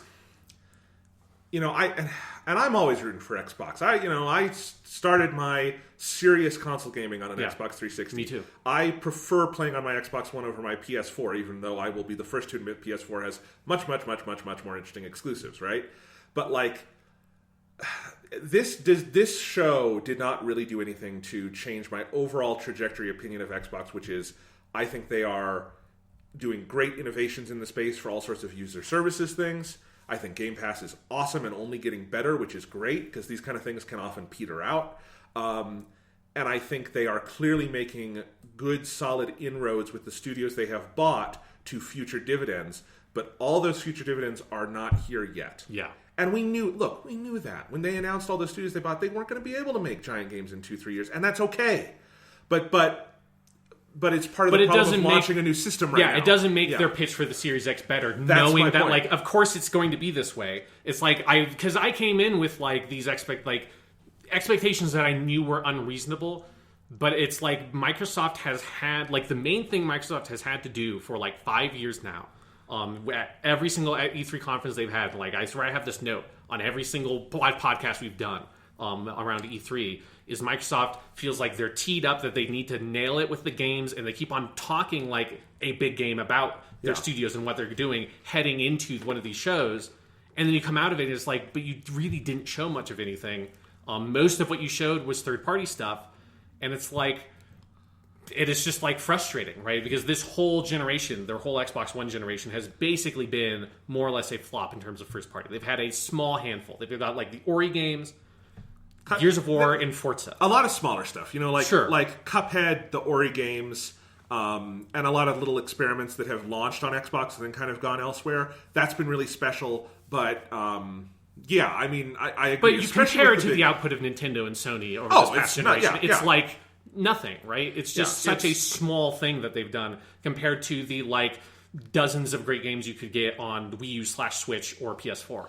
Absolutely, and it still feels like that they could hammer the nail effectively one day, and maybe that's coming closer, because I have no doubt some of these projects are going to be interesting, but they're not here yet. Like they had we'll get into it, but they had a new Obsidian game and they had the new Playground Games Fable, but those are just basically saying we're making games. Yeah. There's nothing to be excited for other than, hey, in 2 or 3 years there might be a really good game to play. But that doesn't help the Xbox Series X now. Yes, exactly. So let's move on. Yeah, let's move on, because the next game is a perfect example of what you just said. They showed a brief CG trailer of a lady who yells at a wolf, and then a deer shows up, and it's a dead deer, and it yells at her. And then they show us a label or a logo for State of Decay 3 with an Xbox Series X logo and no date on it. And it is a declaration. They are going to make another State of Decay. Yes. Cool. And I have never played those games. People seem to like them, but yeah. So it's like nothing of the game there. It's just a CG trailer. Then Phil Spencer comes on camera. He's on a very cool looking green screen set. It looks like he's in some sort of he's hiding out inside an Xbox Series X or something. It's like a weird factory. I do want to praise the Xbox show. I think they had the best interstitial people on screen talking. It looked the most uncompromised. Yes, yeah, it was the best green screen. Yes. Definitely. And then this is where he says what I think is because at first he says that they're unveiling 5 new first-party games from 9 of their 15 studios. So obviously, the other 4 studios just announced or reconfirm stuff that they're already working on. And then the main thing that is the most impressive thing about this, where he said all these games will be on Game Pass. Yep. So it's and that's the whole show. Yeah. Everything that was in this show, you could get on Game Pass. Everything. I'm curious for some of these, like Stalker 2, whether that will actually be the case, because we'll talk about that when we get to Stalker 2, but I'm not convinced that game will come out. But generally speaking, I think that is a claim that you can take home, you can take to the bank with you. And again, I think, honestly, Game Pass is Xbox at this point. Yeah. And it is the best thing about it, and it's why you want, whether it's a PC or an Xbox One or a Series X, that's the reason to buy into Xbox. And that made this show pretty effective. But again, if you were coming here for why should I buy a Series X specifically, less so. I think it's effective if you're actively in the Xbox ecosystem and you have a Game Pass. For me, when my question is my dad, we have an Xbox One upstairs on my dad's TV that he uses for streaming and stuff and occasionally play games. So if Halo Infinite gets good reviews and I want to play it, I could play it on that one. But I'm not going to buy a new Xbox One just for some old Game Pass stuff. So my position is, I have 2 consoles to look at, PS5 and Xbox Series X. Sure. I'm on a teacher salary. I'm not going to buy both of them, at least not right away. So it's for me, the pitch of all these games are on Game Pass is more theoretically interesting than it is actively interesting, because you need to show me these are games I really want to play to get me on that platform, and then Game Pass is a really nice bonus that gets me all that stuff for a cheap price. This is where he also said something that I think is I'm curious about with some of these games, where he says all these games will play best on Series X. And I think a constant thing throughout this event was me curious about, and I feel different sources have been contradictory on some of these games, whether or not they're going to be on Xbox One or only on Series X. So some of the games like Avowed, the Obsidian game. So a lot of these games only have a Series X logo at the end of their trailers, and then information that comes out after the fact makes it sound like it's maybe actually going to be cross-gen. Which, Microsoft has had multiple people, including Phil Spencer, over the course of the past year, give multiple interviews where they have constantly said part of their strategy is this soft transition, that for the first year to 2 years of the Xbox Series X, all their games are going to be on the Series X and Xbox One. It's going to be a cross-generation thing. And again, some of these games feel I'm curious if they're actually going to come on the Xbox One or not. So here's another question about this. And I know we keep getting off track, but this is good context. Yes. One thing is, I do think parts of their strategy may have shifted, and part of this is the way they have completely discontinued all Xboxes. We didn't say this. Well, except for the Xbox One S. That's what I was going to say. Everything except the Xbox One S. But the digital edition and the Xbox One X discontinued. Yeah. And we know they're making an Xbox Series S. Yes, they seem to be reluctant to say it, but it's fucking happening. And if the strategy is the Xbox One is quietly gone before the new gen comes out, and then it's get the One S or the Series X, then this whole thing starts to make a little more sense. Of this will all play on this stuff, but the Series X is where you get the powerhouse, right? Sure. But just supporting old consoles you can't go buy anymore is a different. You know what I mean? And I wonder if that was always their plan, to discontinue most Xbox Ones. Because I'll say they haven't said they said they haven't discontinued the Xbox One S, but it's very hard to find new Xboxes right now. Yeah. They're mostly out of stock. So it's weird. That's all. Yeah, it's weird. Like, I just feel like I came into the show like expecting that all the games they're going to say would be cross-gen games, or all the games they were going to announce, just because that's what their messaging has been coming into this. And now, like, I'm confused about it, and they haven't had anything that has clarified that. And like, most of the stuff that has come out has been more confusing. Yeah. But then we have a world premiere, Forza Motorsport. They didn't put a number on it. I don't know if that would be 7 or 8. That would be 8. 8. So Forza Motorsport 8 ? They showed a very brief trailer captured that said trailer captured in engine. Phil Spencer said that Turn 10 is early in development on it, which I think is interesting. It's a brief trailer, no date, and it just feels like I was like, if you had told me the day before this thing, if you had asked me whether or not the Xbox Series X is going to launch with a new Forza, I would say 100% absolutely is going to launch with a new Forza. You don't put a console out if you don't have a car game on your console. I don't think Forza's coming out on launch. Like, I don't know if it's like in this year or next year even. Like, them saying early in development is like, when is this game coming out? So this is confusing, and I think we've all been confused for a little while, because the last Forza game was Forza Horizon 4 in 2018. Yeah. So they already took a year off of what had been a yearly franchise for like 6 years at that point. They would alternate between Motorsport and Horizon. The last main Motorsport, the last Turn 10 game, was 7 in 2017. So it's been 3 years. It usually does not take that long to make a new car racer like this. That's an iterative kind of series. So I agree. I would have expected that was an easy day launch guess, and that's why it didn't come out in 2019. That was my entire assumption, was that they just took some extra time to polish it for Series X, because that would also be a pretty easy game to run up and down the family of hardware, right? I'm very confused now. I'm confused why it's not called Forza Motorsport 8. I'm confused why the trailer was so brief. I'm confused by the whole strategy around this. I wonder if, like, what happened that, like, they're not... Because with Playground... I understand. They're making Fable. Yes. So that's why there's not another Forza Horizon on the horizon. Haha. Sorry. That was one of those puns where I was in too deep by the time I realized I was making it. I would have said it if I were in your position. That gets it clear. But Turn 10 isn't making the next Gears of War or something, so, like, what's going on? Yeah, it's weird, because, and it was, like, the footage they showed was the best looking stuff, because it, like, that, whatever it is, looks like it's next gen only, but it also was, like, this is some, like, in-engine... hypothetical, like, this is a theoretical video game that you're being shown, not something that's more concrete. Like, weird, like, you know, I think whenever Turn 10 puts that game out, I'm sure it's going to be good. Like, all those Forza games seem really good, but that was, like, maybe the thing I was most surprised by in this whole thing was, like, this console's not going to launch with your car game. Crazy. Next we got, I think, one of the best trailers at the show, which is for Everwild, the Rare game that I think we saw a trailer for last year. Like, very, very stylish, very, like, Princess Mononoke-esque, like supernatural nature, and, like, naturalistic landscapes with, like, weird animals and spirits and stuff.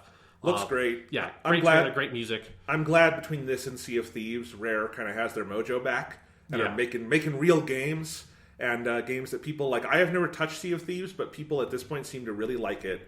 And I probably should try it at some point, because it seems like something I would enjoy, and this looks like something special. So. Yeah. The one thing I want to, like, know what the game is. Like, from a gameplay perspective, is it a Sea of Thieves style? We're just, like, hanging out, like, just having, like, wacky video game streaming fun kind of stuff, which is, like, that's my guess, is it's probably a Sea of Thieves style thing based on the very, like, limited look we've gotten at it. Like, they're focusing on 4 players, which indicates 4-player co-op. So, it's just, like, you know, I just tend to not... Like, I feel like a game has, one, your, like, this is our mood atmospheric trailer when we announce the game, and I think past that, if you're showing another trailer for the game, and at least at a big setting, I really feel like you should, like, pitch the game part of it, but... I agree. We'll find out about it. No date or anything on that either. I think that one's also Xbox One. I didn't note platforms here, so I'm going to assume. Then we had Don't Nod Entertainment. This was a game we saw, I think, last year at the Xbox conference. Tell Me Why. It's like a Life is Strange style game. Chapter 1 will be available August 27th, and then the subsequent chapters are like a pretty good clip of like 2 to 3 weeks after that until the game is out, which is like, I don't necessarily have a huge interest in it. Like, I played Life is Strange 1 because it was free on PS Plus, and I like that. But like, this genre doesn't really grab me that much.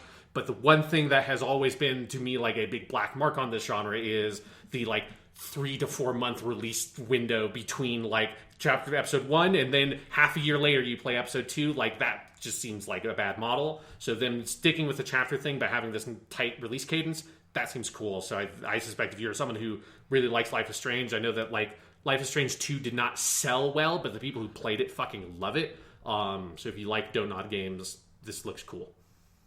Moving on, Moon Studios. I just have that logo on here. An Xbox Series X version of Xbox. What did I write here? Can I know what it is. It was the Ori and the Will of the Wisps Xbox Series X port. So Ori and the Will of the Wisps, which came out this year for Xbox One and PC, is getting a Series X update, which will run it at 4K 120 FPS.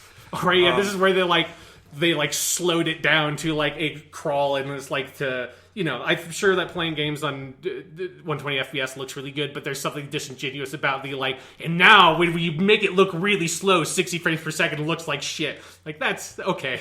Yes. I know you have to pitch your 120 frames per second game, but yeah. Yeah, and Ori and the Will of the Wisps was not well optimized. It is the best. It is, in fact, the best game of 2020, and it is a masterpiece, and it's the best Xbox exclusive. So I'm glad they're giving it the love it deserves. I hope it actually runs like that on the Series X, because at present on the Xbox One X, it runs at 4K and struggles to hit 60, which it should not struggle to do. I know there's been an update that I have not played that might have fixed that, but anyway, it's still a great game and everyone should play it. Yeah, when I had wrote down my notes, I had just like, because I was writing these while I was watching it, I just wrote down an Xbox Series X version of Xbox Series X instead of Xbox Series X version of Ori and the Will of the Wisps, so I was very confused. But all my notes are based on the technical shit I heard about this game, this sounds like it will be good. So yes. That was my impression. Next up, we have, this was very confusing for a while, like I couldn't tell what this was supposed to be. So we had a logo for a studio called Private Division, but they are making a DLC pack for the Obsidian RPG, The Outer Worlds, not Outer Wilds, Outer Worlds.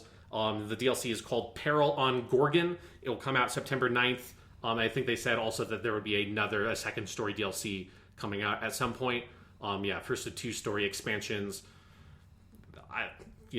That game was like fine. Yeah.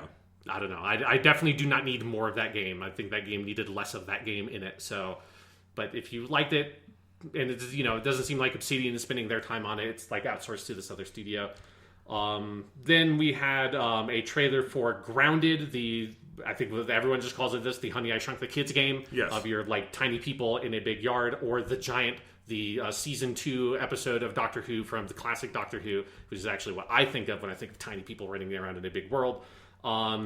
This game, I think, had some sort of closed beta or something. I remember hearing from people who played the game that they liked it. I don't remember the context and how they played the game. I have it preloaded on my Xbox right now because it's coming out this Tuesday, July 28th. Yeah. It is technically in game preview, which is like some kind of early access something or other, as I said in my notes. Yes. But it looks good. It's co-op. It looks interesting. I've been excited to try that, play that with my brother. We like playing co-op games like this, so it certainly looks fun. It had, I thought, a very good joke in the trailer of, if you want the biggest game of the year, go play Cyberpunk 2077. Yeah, it had a real, like, Hollywood comedy trailer vibe to the way the trailer was cut together. I just like that that's the game. They didn't do like Halo Infinite or anything that was in this show. They did Cyberpunk because we all know what the actual biggest game. I think they do. It would be way too tacky if they had said an Xbox Studios game as the biggest game of the year, and like everybody would have just like rioted in the streets. It's like, you cannot do that. Like that was a good bit. Like they had this one line that I'm like really curious about. The game, like what this means, is they talked about trying to figure out how to tell an Obsidian story in a co-op survival game, and I'm like, I don't know if that's something that's possible.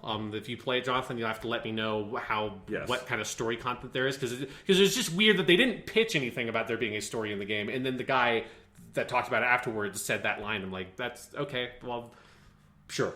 Then we had world premiere for the next big Obsidian RPG. It is a fantasy setting. As I found out later, it is in the Pillars of Eternity universe, which is the like throwback. I didn't know that. Yeah, it's the throwback CRPGs they made that got kickstarted a while ago. So it's that same setting. I mean, it's just like it's a fantasy setting.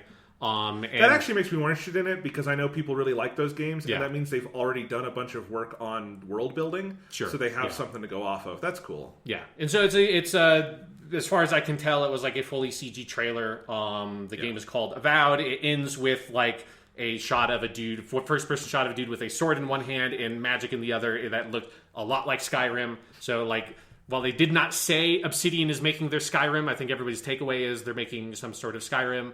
No date or anything on it. I also love that this world is called Aora, Yes. which is funny because Final Fantasy XIV, the world is Eorza. So just... There's only so much bullshit fantasy names that can possibly exist. Eventually, they're just going to start overriding each other. But yeah, like this is like if this game turns out, it could be huge, right? Like, yeah, like Obsidian classically has had really good storytelling in their games, like Outer Worlds aside. So like if they really like put their all into this, and Microsoft gives them like that kind of first party backing to make a big open world fantasy game, that could be awesome. But it is also a like CG only trailer, so it's very much this could be very cool. It's a statement of intent, not yes. a trailer. Yeah. Then we had Matt Booty on stream, which I just like saying because his name is Matt Booty. He's like a guy who works for Microsoft. He said they're working with a new studio called Interior Night, and then Carolyn Michelle, who is the founder of Interior Night, was on stream, and she came on saying bonjour, and then she said that they are making a narrative game that is takes place over the course of 30 years in the American Southwest. And I was immediately struck by this. Why do all these French people love making games set in fucking America? I just want to play one game set in France or French Canada. Please. Just please, French people, make games in France. I think it would be cool. I'd like to play a French game with people that speak French. I want my Tim Hortons tower defense game. Defend the Tim Hortons from the American invaders. Exactly. It's just, especially just coming off of Ubisoft, it just feels so weird to have like someone like literally come on the stream saying bonjour, and then we're telling a story about the American Southwest and like the complexities of like interracial marriage, because there's like a like interracial couple in the trailer they showed. But it's like some sort of like 2D aesthetic. They pitched it as an original interactive drama, which says like, to me, it's like basically maybe like a very visually elaborate visual novel type game. It had cool music. You go, yeah. As Dusk Falls is the name of the game. Looks cool. Then Ninja Theory talked a little bit about Hellblade 2. They're saying that they're developing it on Unreal Engine 5, which I think had already been announced. The game is going to be set in Iceland, and there is a behind-the-scenes development diary on their YouTube channel. The main reason I mention that is I find it fucking hilarious that this game and then Assassin's Creed Valhalla, they both like started talking about their games with, and we went to Iceland or we went to Norway, and you can watch us go and like hang out in like the old touristy like Viking Hall recreations and eat like and drink mead and shit. But it's set in Iceland. There's no like new footage of the game. They just kind of cut a bunch of footage from the old trailer. I suspect that old trailer is still CG. I want to see that game. But they're still making it. Yes, which is great. I mean, yeah, the original Hellblade is one of the most interesting games of this entire generation, one of the most out there, and I like that Ninja Theory just kind of has that big, publisher backing to go wild with this next one. So, looks good. We'd just like to see the game. Yeah. Then Double Fine was there with Jack Black, who is voicing the Mote of Light, as they say. He was hanging out with Tim Schafer. And they just showed a trailer for Psychonauts 2, the sequel to Psychonauts 1. With Jack Black singing a theme song, which was surprisingly fun. I really liked crooning Jack Black. Yes, it's like a very like psychedelic 70s kind of crooning tune. Like I've never played Psychonauts 1. I know that people really like it. This seems cool. There's no date on this trailer, but then it was later confirmed that the game has been pushed to 2021 because it was originally going to come out this fall. And that game is going to be multi-platform because it was in development before Double Fine got bought by Microsoft. Moving on, so then we had Sarah Bond, head of Xbox partnerships, on the stream, and she talked about Destiny 2 for a little bit, and said that Destiny 2 will be enhanced for Series X, which we already knew, but it will also be on Game Pass in September. With and it being in Game Pass means like all the stuff because the core game is. This was one of the most exciting announcements to me, and as a Game Pass pitch, really good. Especially as someone who missed the last Destiny 2 expansion, this is awesome. Just to be able to boot up Destiny 2, all the stuff will be there. Beyond Light, when it comes out, will be on Game Pass day one, which that's $40. I mean, that's a really good deal. Yeah. I've been wanting to get back into Destiny 2. This makes it a hell of a lot easier, and it's only on Game Pass for console right now, but they did say outside of the show that they are trying to work with Bungie to figure out how to do it on Game Pass for PC as well, which would be wild and would be really cool. Yeah. Because then she also mentioned here briefly, like, streaming the game, which I thought this would be something that would show up at the show more explicitly. But Microsoft did earlier announce that their xCloud game streaming service, which has been in beta for like 5 years, it's been forever that game thing has been in beta, that will be rolled into Xbox Game Pass Ultimate. So I'll be trying that when it comes out because I have Xbox Game Pass Ultimate. Yeah, so I think it was like just a very brief mention of that. So that's the thing that they'll be doing. Then they showed, I'm pretty sure this is like an old trailer of Destiny 2 Beyond Light because it looked very familiar to me, but they just showed a trailer for that expansion, which comes out November 10th, 2020, which that date got pushed back a little bit. We'll just reiterate, Destiny 2, please just put your expansions in like January or something where people can play them. Next up, we got the most interesting announcement of any game here, Stalker 2. It is a world premiere console launch exclusive. So Stalker 2 is a game that was announced, I think, back in 2007. For people who don't know, Stalker Shadow of Chernobyl is an incredible first-person shooter on PC. It's absolutely great, phenomenal game. They made 2 sort of expansions to it, Clear Skies and Call of Pripyat, which I haven't played a lot of those. But the studio that made that, WCG, I forget what that stands for, but the studio WCG shut down. Most of the people who made Stalker went on and joined the studio that makes Metro. And so the Metro games are like a sort of spiritual sequel, more or less, to Stalker. They just basically went from a game based on one Russian novel to games based on a different Russian novel. And then, so that studio shut down, and the project, obviously, Stalker 2 got canceled when the studio shut down. Several years after that, the studio got refounded. I don't know if it's a lot of the same people or not, because I think a lot of those people still are making Metro games. And then after the studio got refounded, they re-announced that they were working on Stalker 2. That was several years ago. And so then now this is the first time we've actually seen anything of it. And what is, I think they confirmed it's like an in-engine trailer of like, this is like our target of what we want the game to look like. But given all that stuff around it, I love Stalker Shadow of Chernobyl to death. That game is amazing. But I would caution anybody who liked that game from getting too excited right away, because it is just I don't know of any other studios that died and then came back and then started working on the game they were working on when the studio got shut down. Yeah, so I have more details here, Sean. Shadow of Chernobyl was 2007. Okay. Then there were the DLCs in 2008, 2009. Stalker 2 was announced in 2010 with a release date of 2012. And that was with that original team. And then it was canceled completely in 2012 when the studio shut down. Then in 2018, a Facebook page for the game Cossacks 3. Yes, which was the other franchise that studio had made. Announced that they were making a Stalker 2 for 2021 in Unreal Engine 4. And Sergey Galyonkin, the creator of Steam Spy, was the guy who I guess founded the new version of GSC Game World. GSC, that's what it is, yeah. And then this is the most we've heard about it since.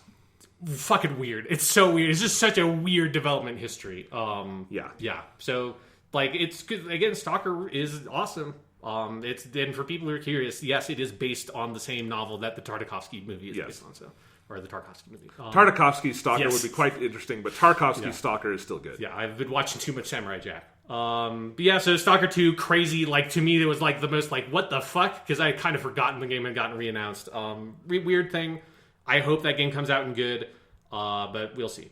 Then world premiere, console launch exclusive, Warhammer 40k Dark Tide, coming out in 2021. It is a Warhammer 40k version of the Vermintide games, which are basically Left 4 Dead clones in the Warhammer universe. So this is that, only instead of it being fantasy, it is like Space Marines. Moving on. World premiere, console launch exclusive, Tetris Effect Connected, which is an updated version of Tetris Effect, which came out last year. No, Tetris Effect is 2 years ago? 2018, I think. Yeah, so 2 years ago. And Tetris Effect Connected is basically that game with like multiplayer, and I think they said like refined single player or something, which will come out on Xbox Series X holiday 2020, and then there will be a free update for all the existing platforms, so PS4 and Steam, that will come out summer 2021. That will update Tetris Effect to Tetris Effect Connected, which this was like a weird, confusing announcement to me. Why was this in the main show? Like, it's great. Tetris Effect is an awesome game. Like, that fucking Connected Yours Forever song that they played in the trailer is like, oh yeah, this song fucking is awesome. All the music is awesome. It's a great game, and more people should be able to play it, so I'm glad it's coming to more platforms. But why are you announcing a 2-year-old game that you're getting a little bit of new content with in your mainstream? This would have been something to put in the pre-show and take that Ball and Wonder World and put that in the main show. Yeah. But whatever. Very weird. Like, I'm curious about the business deals around. Like, I don't know if it never came to Xbox because Sony sort of helped fund the game or something, like to make it like a console launch exclusive for Sony, or if they're just like, we're a Japanese developer and we just aren't going to make it on the Xbox. Well, it was because it was a VR game. It's true, yes. Tetris Effect apparently is phenomenal in VR. I've never gotten to try that, but it was a big PSVR game. And then on Windows, you could also use the Oculus Rift or the HTC Vive. So Xbox has no VR solution, obviously, so that's just not going to be a part of it here. But yeah. Yeah, but I like the idea of like this game just like taking Sony's money to be a console launch exclusive, and they're like, we'll add some new stuff to the game, and now will be a console launch exclusive for you.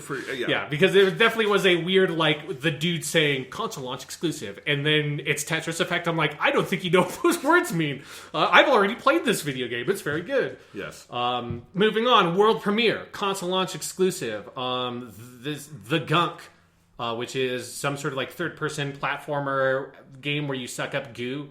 I think it's made by the people who made the SteamWorld games. Yes, it's the SteamWorld people, and it's their first big 3D game, and the SteamWorld games are great. Yeah. So this was not like a super impressive trailer, but I've liked every SteamWorld game I've touched, so I'm sure this will be interesting. Yeah, and there was no date on that trailer, but they said after the fact that it will be coming 2021, sometime 2021. Then console launch exclusive, but not world premiere, because this was at the May event that they had. Bloober Team's The Medium, which is the sort of horror game with the music by the composer for Silent Hill. This was like more of a gameplay trailer for that game that showed the dual reality gameplay, as they call it, that leverages the SSD. So this is like a true blue next-gen exclusive. So it uses the SSD to basically allow you to flip between two different parallel worlds in real time, in a very like Legend of Zelda Link to the Past, like dark world, overworld kind of scenario where it's the same geometry, but like in one it's like all hell, like devil version, and then it's like the real world, like spooky house. So yeah, like I don't know if like I'm gonna like, you know, go out and get that game, but it was cool to see. This was like one of the few, okay, you're showing like a gameplay trailer that is pitching me something about a next-gen video game. This is like the only thing that did that at Microsoft, is like something. Give me something. Next up, world premiere and console launch exclusive from Sega. Another very confusing announcement. I don't know if anybody knows what this game is. Phantasy Star Online 2 New Genesis coming 2021. Which obviously PSO2 is a game that's been out, I think, for 8 years. Like, it's a game that was once announced for the PS Vita before that version of the game was canceled. That very recently came out over in the West on Xbox and Windows Store, because it was only in Japan for a very long time. And then this is an updated, like, it's not an expansion for that game. It's not like strictly new content as far as I can tell. It is areas from the original game, but they just look way nicer. So I don't know if it's a visual overhaul. I don't know if it's a Final Fantasy XIV Realm Reborn scenario. Absolutely no idea what this is, except for that it's called PSO2 New Genesis. Yeah, the Wikipedia calls it a massive, updated, and separate game. And it's so actually the history of PSO2 is kind of interesting, Sean, because it is on Vita in Japan. Oh yeah, that did come out. But it came out on Windows in Japan in 2012, so it was Japan only for a long time. It's on the PS4 and Switch over there as well. In America, in the West, it is an exclusive to the Xbox ecosystem, including Windows, for the English version. I did play a little bit of it when it came out on Xbox, and it's a really good, console port, controller support and all that. Free to play and everything. This seems like it would be a good place for newcomers to start, but that's not how they launched it. It's kind of confusing. Yeah, it really needed context to just tell me what the game was when I saw the trailer, because it's like, is this PSO3? No, okay.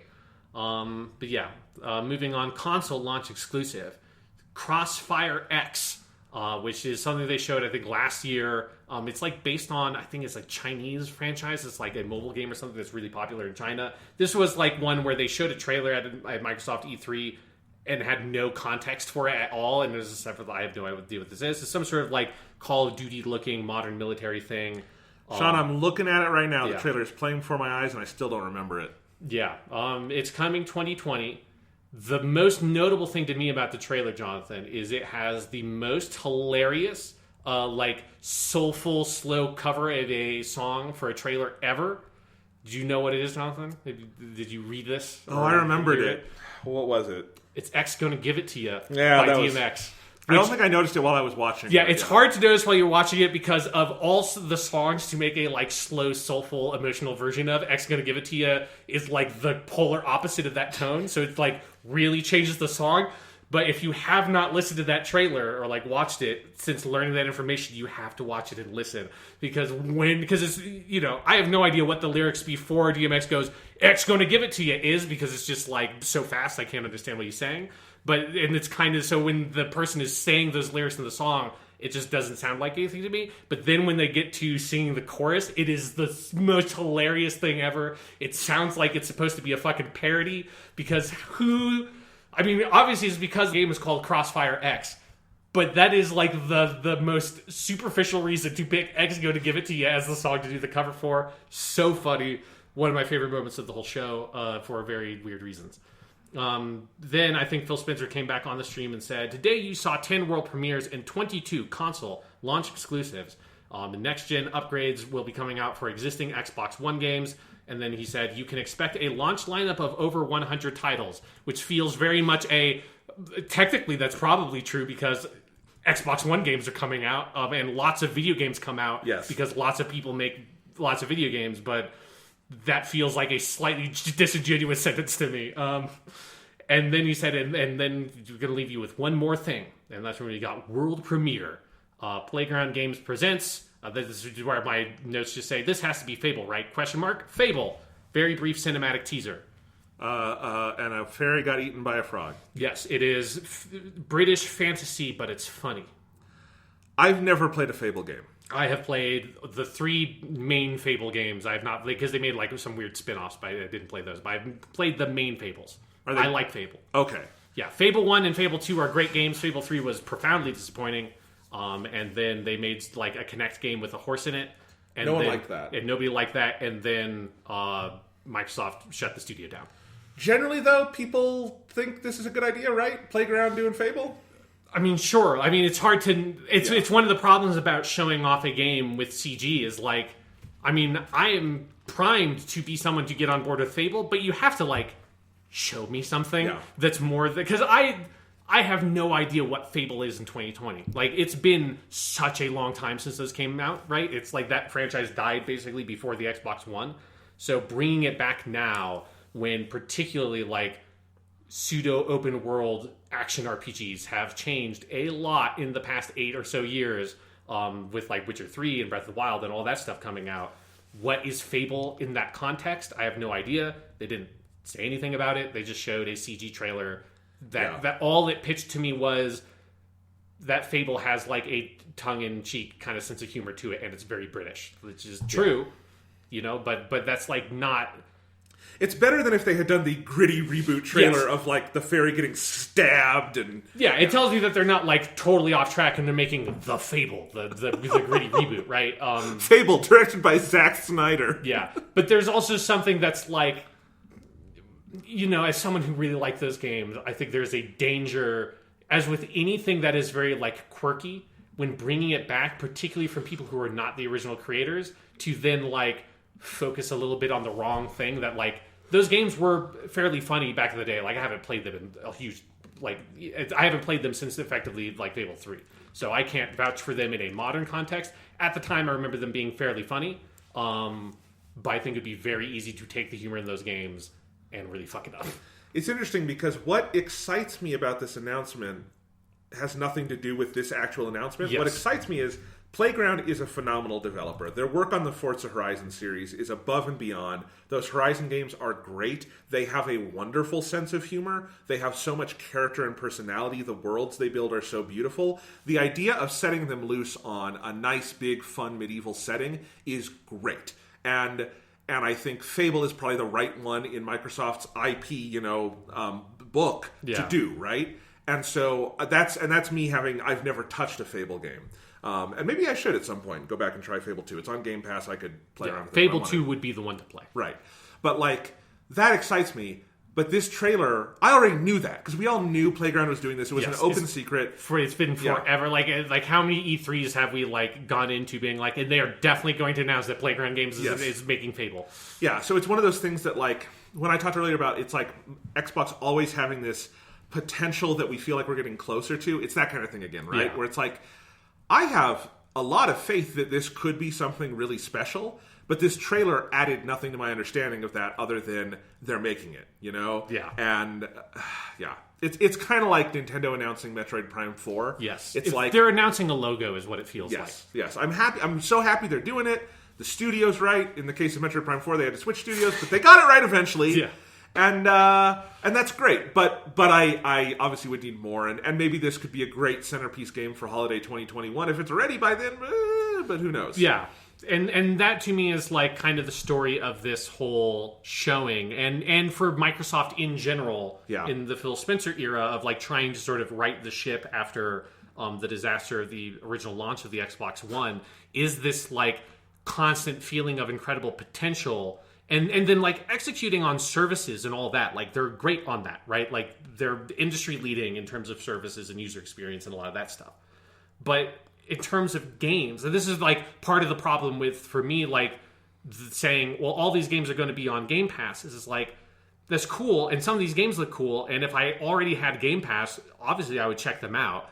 But basically every new game I've played this year is a game that not only isn't on Game Pass, but it's not even in the Microsoft ecosystem, right? Stuff like Final Fantasy VII Remake, Ghost of Tsushima, Last of Us 2, Neo 2, which I haven't started playing yet, but I want to, Persona 5 Royal. Most of those games, you need to get me to jump ship and buy a really expensive console and buy your subscription to Game Pass, you have to have a game that's going to pull me over.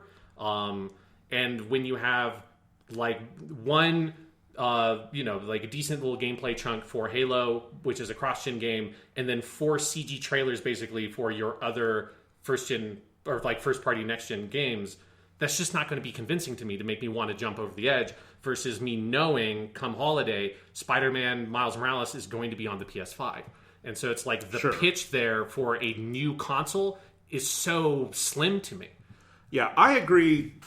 Pitch for a new console very slim, and I don't know if I would recommend anyone pre-order the Xbox Series X based on what we know now, even though I think it looks like a phenomenal machine, and I love the UI and all that stuff, and I'm pretty sure a lot of those things will be where I would want to be. But here, I do want to stick up for the Xbox Game Pass part of this more, though, because one thing is, there have been several, when I look at my list of, because I keep my running list throughout the year of games I've played, I have 3 or 4 games on there that were new games that came out. They were not Xbox exclusives, but they were on Game Pass, which meant that I could have played them on Switch or PS4, but I didn't have to pay extra for them to play them on Xbox. Really enjoyed them. They're games I would not have. One of them that I never have mentioned on the podcast, but I recommend so highly, is called Moving Out. It's this indie game where you play with it's a co-op only game, and it's a perfect co-op game where you play movers and you're moving stuff out of houses, and it's very, very silly. I would never have tried that were it not for Game Pass, and I'm so happy I did. Grounded is one of those that I'm feeling could be that kind of little gem. Streets of Rage 4 was on Game Pass. Even though it was everywhere, you could get it for free there, or free with the service. With the subscription, And I think that is so there is a constant stream of new stuff going into that. It tends to be because, they're not getting Assassin's Creed on Game Pass day one, right? It tends to be kind of the indie stuff, but those gems can be hard to discover elsewhere, so that's great. Combined with everything they showed in that show of like, okay, there's a real commitment here to getting big stuff on Game Pass and continuing that little stuff that's really fun to see. What I would say is, if you have an Xbox, you should have Game Pass and discover some of this stuff because it's great. And if you don't, do you have a PC? A lot of this will be on Game Pass for PC. That's $5 a month. You don't have to pay extra for online. Like, that's what I think is interesting about it is like, I don't know if I would recommend people go out and buy an Xbox Series X, but I would say if you have anything else that can play it, or you're buying a new computer and it can play games or something, then Game Pass is something you might really want to consider having because, man, it's not just good now, it's clearly getting better. If you're getting to the point where you have Destiny 2 new expansions in there, that's getting better as a value proposition. And that's the compelling thing. And yes, would it be best if it were paired with, and we have this super compelling hardware that has these two big interesting games that you couldn't play anywhere else, or you would have to have a super high-end PC or something that seemed really special, and that's the part that's missing. But I do think that the Game Pass thing is one of those things that makes me feel like they are at some point going to put this all together, and I don't know what it's going to look like. But I already, I use it more than I thought I would when I got a free trial a year ago. So yeah, and I guess for me, the position I was in is when I had, for that summer, my parents weren't around, so I sort of took the Xbox One and I played Outer Wilds, and I got that, that was when they did the ridiculous, $1 for whatever. 3 months, I think. And I had it, and I played Outer Wilds, and then I, messed around with Forza and Gears a little bit, and Void Bastards, and just, nothing else really grabbed me, and I was like, okay. And I think that's part of the problem with the pitch of, I think Game Pass works best as this, once you're in, you're there, right? Yeah. And what Microsoft needs is something that opens that door for people. That's the point. I agree, and I think that's how I was trying to say it. Is they do need that thing to yank you into it. Because it's a huge cost to get in the door, right? If you're going from not having it, or for me, it's not convenient to use the Xbox One. Going from buying a new console and then buying $120 for a year or whatever. That's a big upfront cost that obviously is going to pay off, but you have to convince me to pay that upfront cost. Yeah, and from where I'm sitting, I was reasonably happy with this show in the sense of on my analytical brain, everything I've said, in my I have an Xbox and I play this stuff brain, I'm like, that's a lot of cool stuff I don't have to pay extra for. Yeah. I'm really glad, Halo Infinite is probably going to be a November game, and I'm buying other stuff in November. I don't have to pay a goddamn dime extra for it because my Game Pass is renewed through the end of the year. That's great. Yeah. But I agree. But would Halo Infinite have been that hook had I not had any of that? Probably not. No. So that's I agree. Yeah, so it's so that's from my position, it just feels like I don't, legitimately watching this, I don't know why Microsoft is releasing a console, right? And I have a little bit of that feeling with Sony, but Sony showed at least 3 games that are next-gen games. They showed Ratchet & Clank, they showed Spider-Man, and they showed Horizon 2. 3 games that I can look at and be those are trailers and then a fucking game demo for games that are on a next-gen system. And it feels like they're committed to making a new console. And then watching Microsoft, it's just I think at some point it's just if I were to get into this ecosystem, I would just buy it. I would just put the money into getting a gaming PC. Exactly, and I think that might be the smarter thing. And that's why, even though there are certain things about the Series X that have been announced that I like more, I'm not planning on getting it this year. Yeah. If I get one of the new ones, it's going to be the PS5, because I know that's where games you and I will want to play to talk about on the podcast will be. And with Series X stuff, I could get that. I could play that on a PC. I could play that on my Xbox One.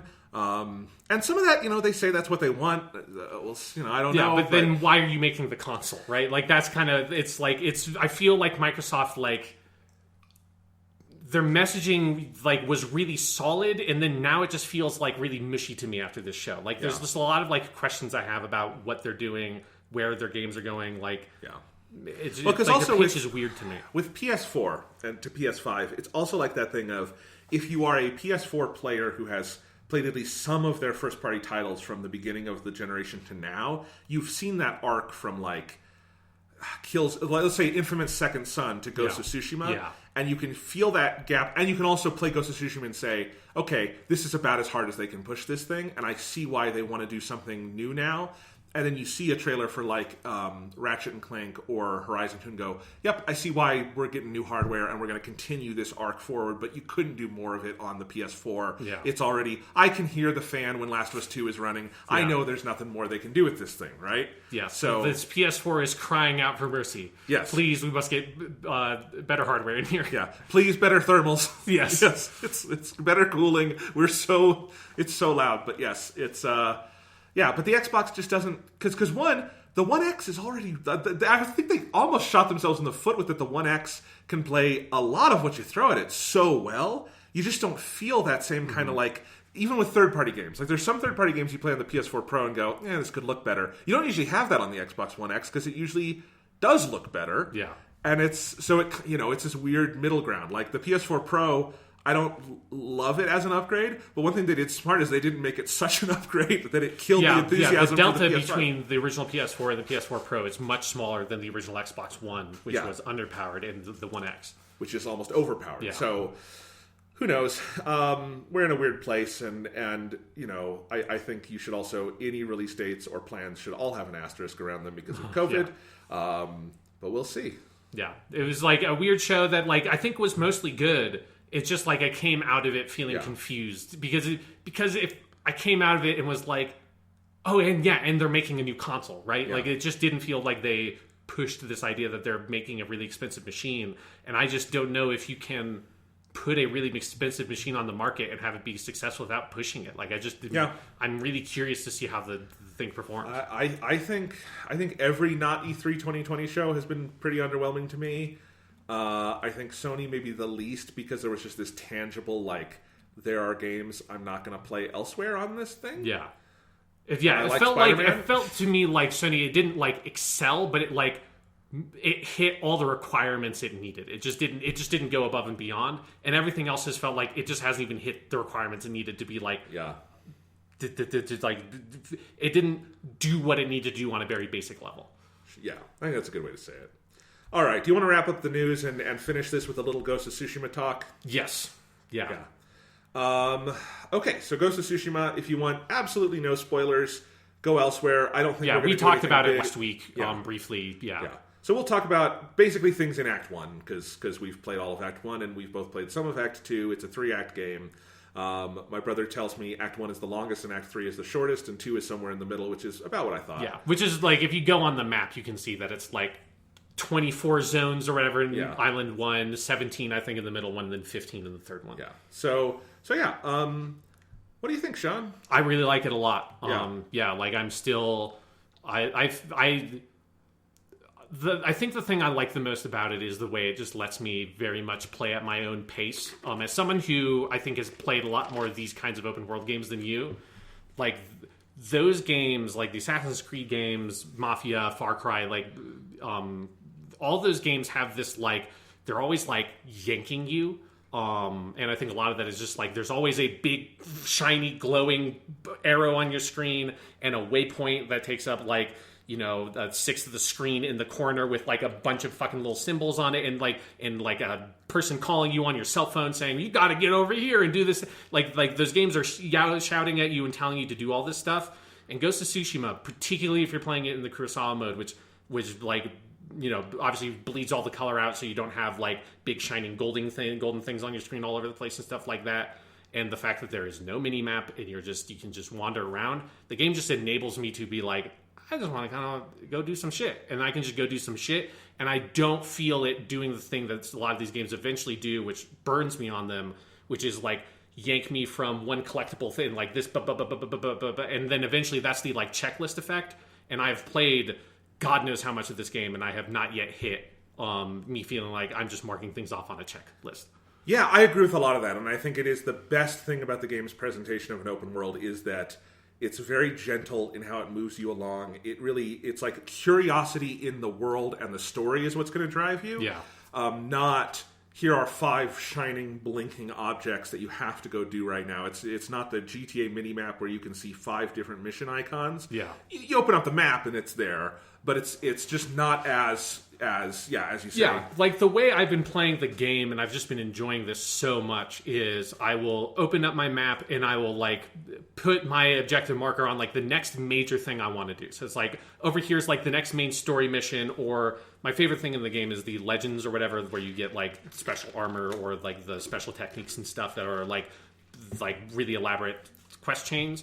And I'll like put my marker there, and so the wind will be pointing in that direction. And then I kind of look and like mark out of my head. It's like, I heard like these things from other people in the world that put like there's a base over here, there's a side quest over here, and I'm just going to work my way in that direction, but allow myself to wander around and hit all this other stuff along the way. And I end up having what feels like these like extended 4 to 5 hour play sessions, or like sometimes it's not contiguous, but it can be broken up a little bit. But like these like in my head are basically like chapters of the story that I have kind of constructed for myself based on these journeys, these wandering journeys I've taken around the map.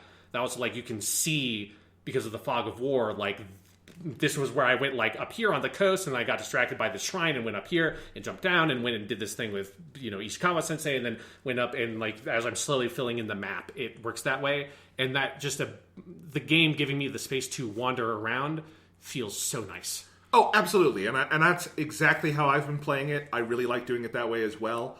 Once in a while, it's been a fun podcast game for me once in a while, where if I just need to listen to something, but I want to like do something with my hands, it's been fun to be able to go into the world. And I agree, it never gets to this full level of the checklist effect. But if I want to just go knock some shit out, it's a fun game to turn my brain off a little bit and do that. But the difference between it and Assassin's Creed is if I want to turn my brain back on, I feel rewarded for it. Yes. So like the other night, the new Taylor Swift album came out. Surprise, Folklore. Great album. But I was listening to it. It's an hour and 10-minute album, and I'm sitting there and I'm listening to the album and playing the game, doing stuff that I like don't need sound for. In this case, I was basically doing the thing where at the beginning of Act 2, you unlock all those farms, and if you do them all, then you get the Gochiku, what's it called? The really nice armor. Yeah, it's like Gosaku, I think. Gosaku, yes. And I went and did a bunch of those because it's like those are just kind of simple combat encounters.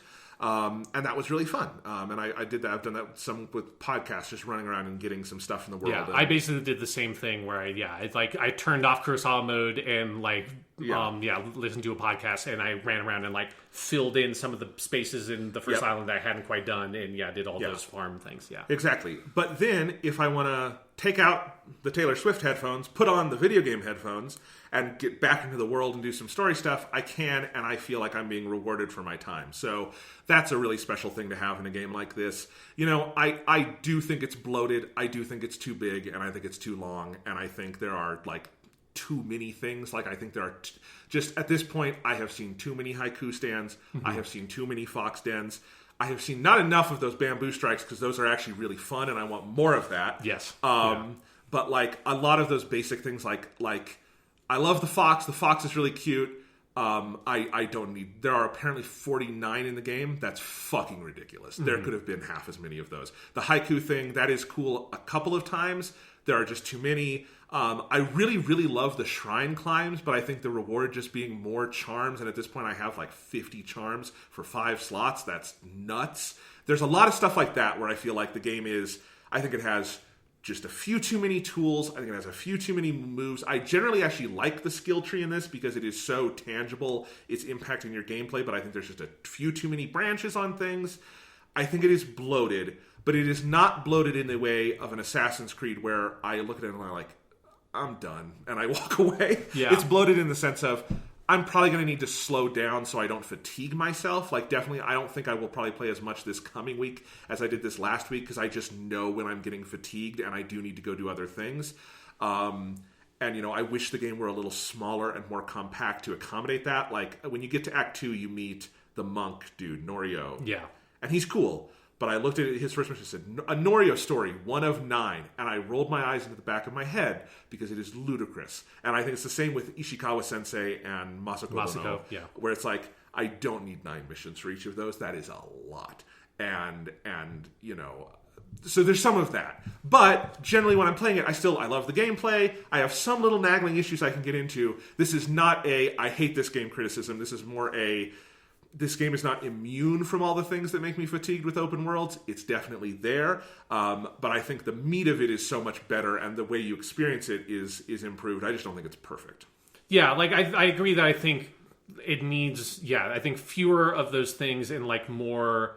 I mean, because there is, compared to a lot of these open world games, there is still like way more like kind of downtime and space between areas, but I think it could use a little bit more than that. It's one of those things where I feel like these games end up being like, I don't think these games are designed for people who are going to play and do everything necessarily in mind. It's a little bit of that like, and I think it's one of the things that Breath of the Wild did well was like making that mindset seem so fucking ridiculous with the Korok seeds that like, obviously there are people who did it and got all of them and they got handed a pile of shit or whatever it was. That's literally the joke is that...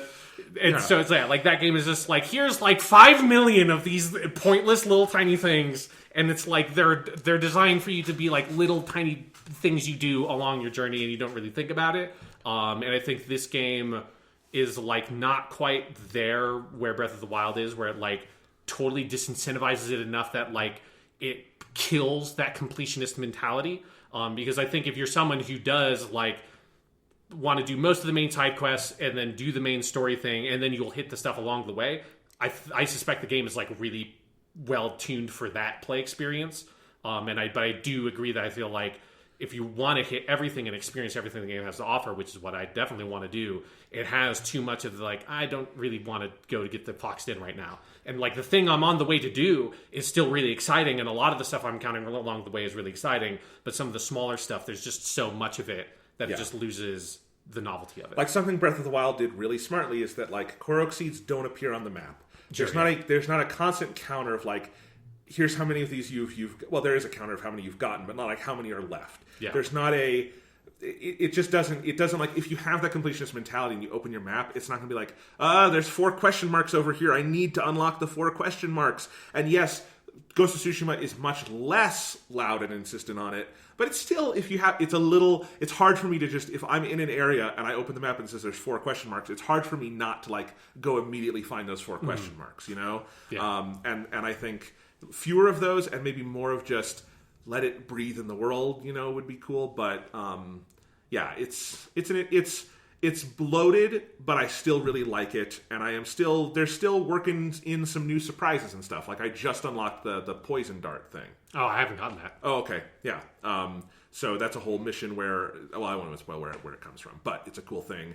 And I haven't even played much story in Act 2. I've been doing so many other, because when Act 2 opens up, there's just a lot of little things you can go to, including just exploring this whole new island.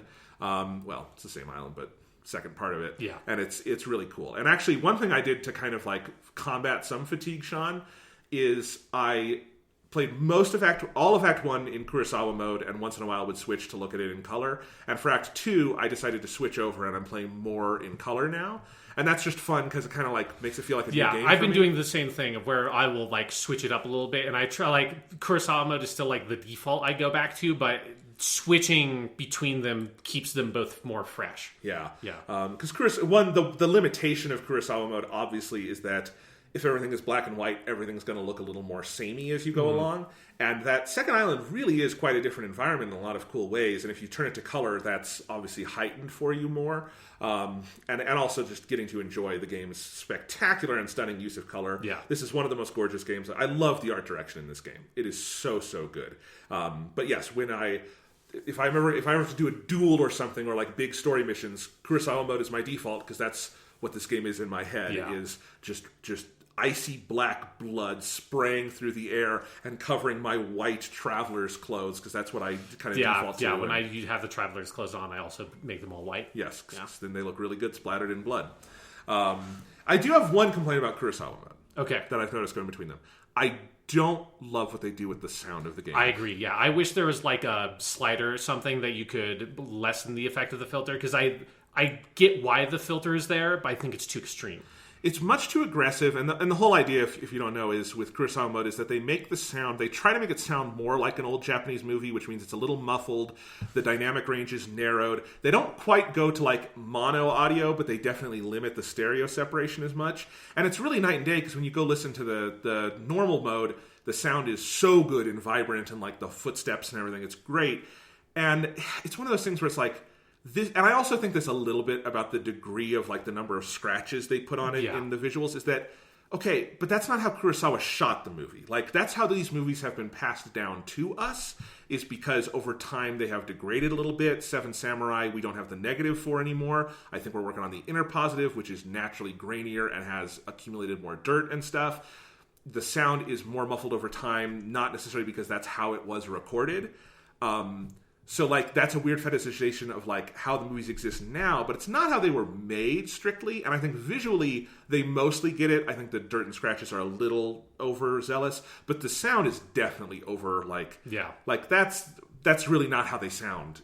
Especially if you were to go back to 1950 Japan and hear it, they probably didn't sound like that. Yeah. And I agree. I wish it was just... I think doing something with the sound is smart, because...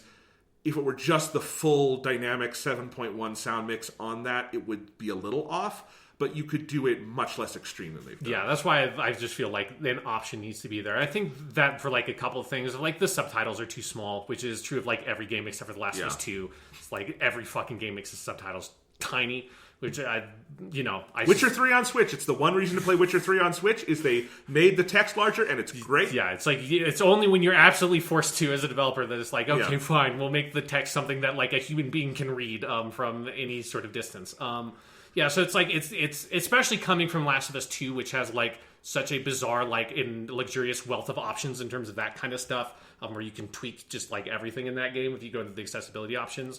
It's like, Ghost of Tsushima does have some good options, but it doesn't have quite enough. I also desperately wish you could turn off... all the help icons?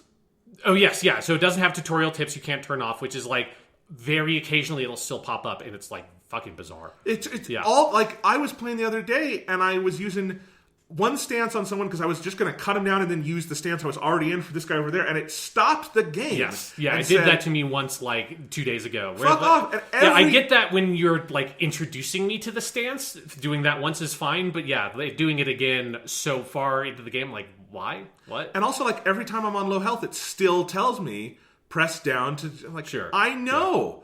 Yeah. I know, game. Yeah, so that one weird. I don't even notice because I'm in the middle of combat.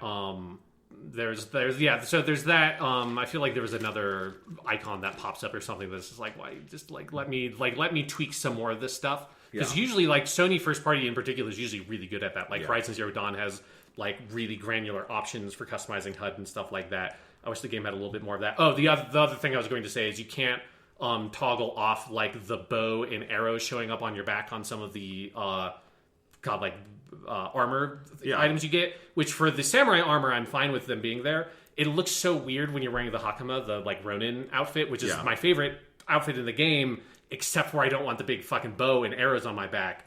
So I got the Kensei armor, which has like a little like grass cape thing that gets rid of that, so I'm fine with it now. But like, so a couple of those little options and items and stuff like that in the game, which I suspect probably some of that stuff will eventually get patched in, because that's very These easy. are not huge problems, I should say, but, they're little nagging annoyances. But the things that, are great about the game that we didn't go into detail last time is I fucking love the combat, especially where I am now. Like, one thing I was really shocked at with Act 2 that has kept me really invested in the game is how much the game keeps on adding and expanding, particularly in terms of enemy types.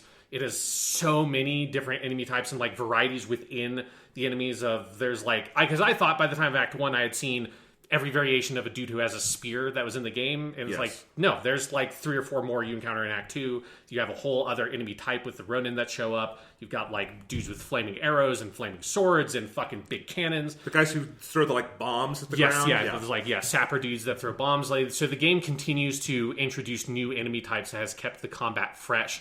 And I think the thing I really love about the game, and the thing that like reminds me of most of the open world games I've loved in the sort of modern era of open worlds, games like Sleeping Dogs, games like Mafia, they allow you to really specifically and granularly in the gameplay. The Red Dead Redemption 2 is probably actually the best game for this. Enact out your like fantasy from the source material they're pulling from, because it's just like the specificity I feel like I'm able to get in like the being able to, through playing the combat scenarios, orchestrate the kind of fight I want to have. It feels so rich in that way, particularly once you have all the tools and the special moves and stuff available to you, and you get all the stances and the abilities within the stances and your parries and all that shit leveled up, which is basically where I am now.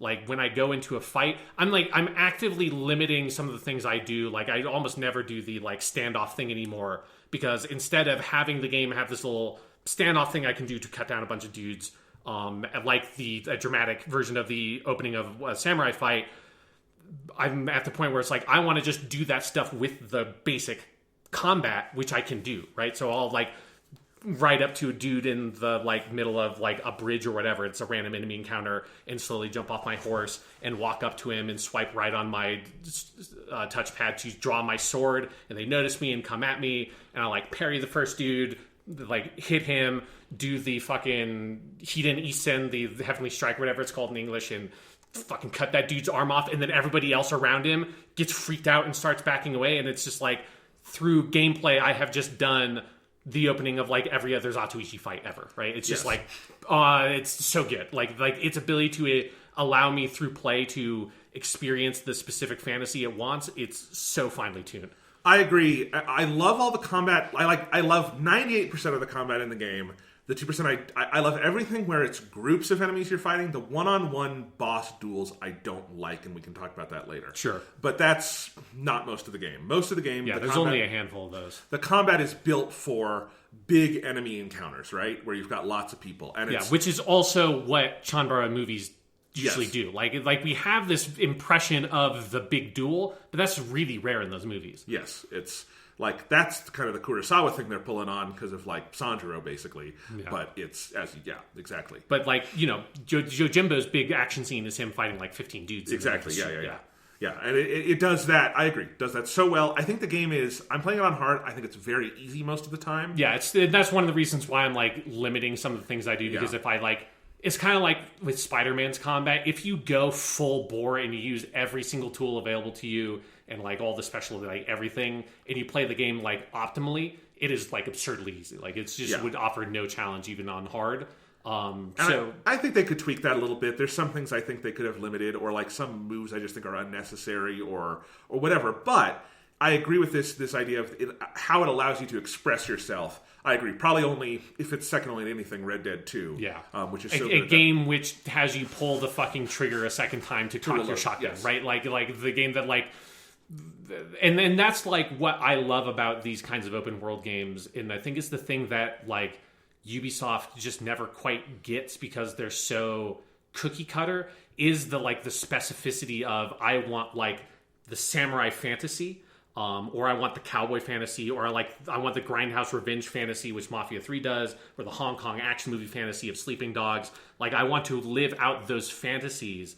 And the Ubisoft model, even with the really good games, with like something like Assassin's Creed Origins, and then Odyssey, and then Valhalla, those are like, well, it's like now it's the Viking fantasy because you can dual wield axes, and there's like a raid mode, right? It's like a template that's really broad that they tweak a couple of the settings for the new thing that they do. Yeah, I mean, I'll be more mean here. They have fucking terrible combat that is just bad to play.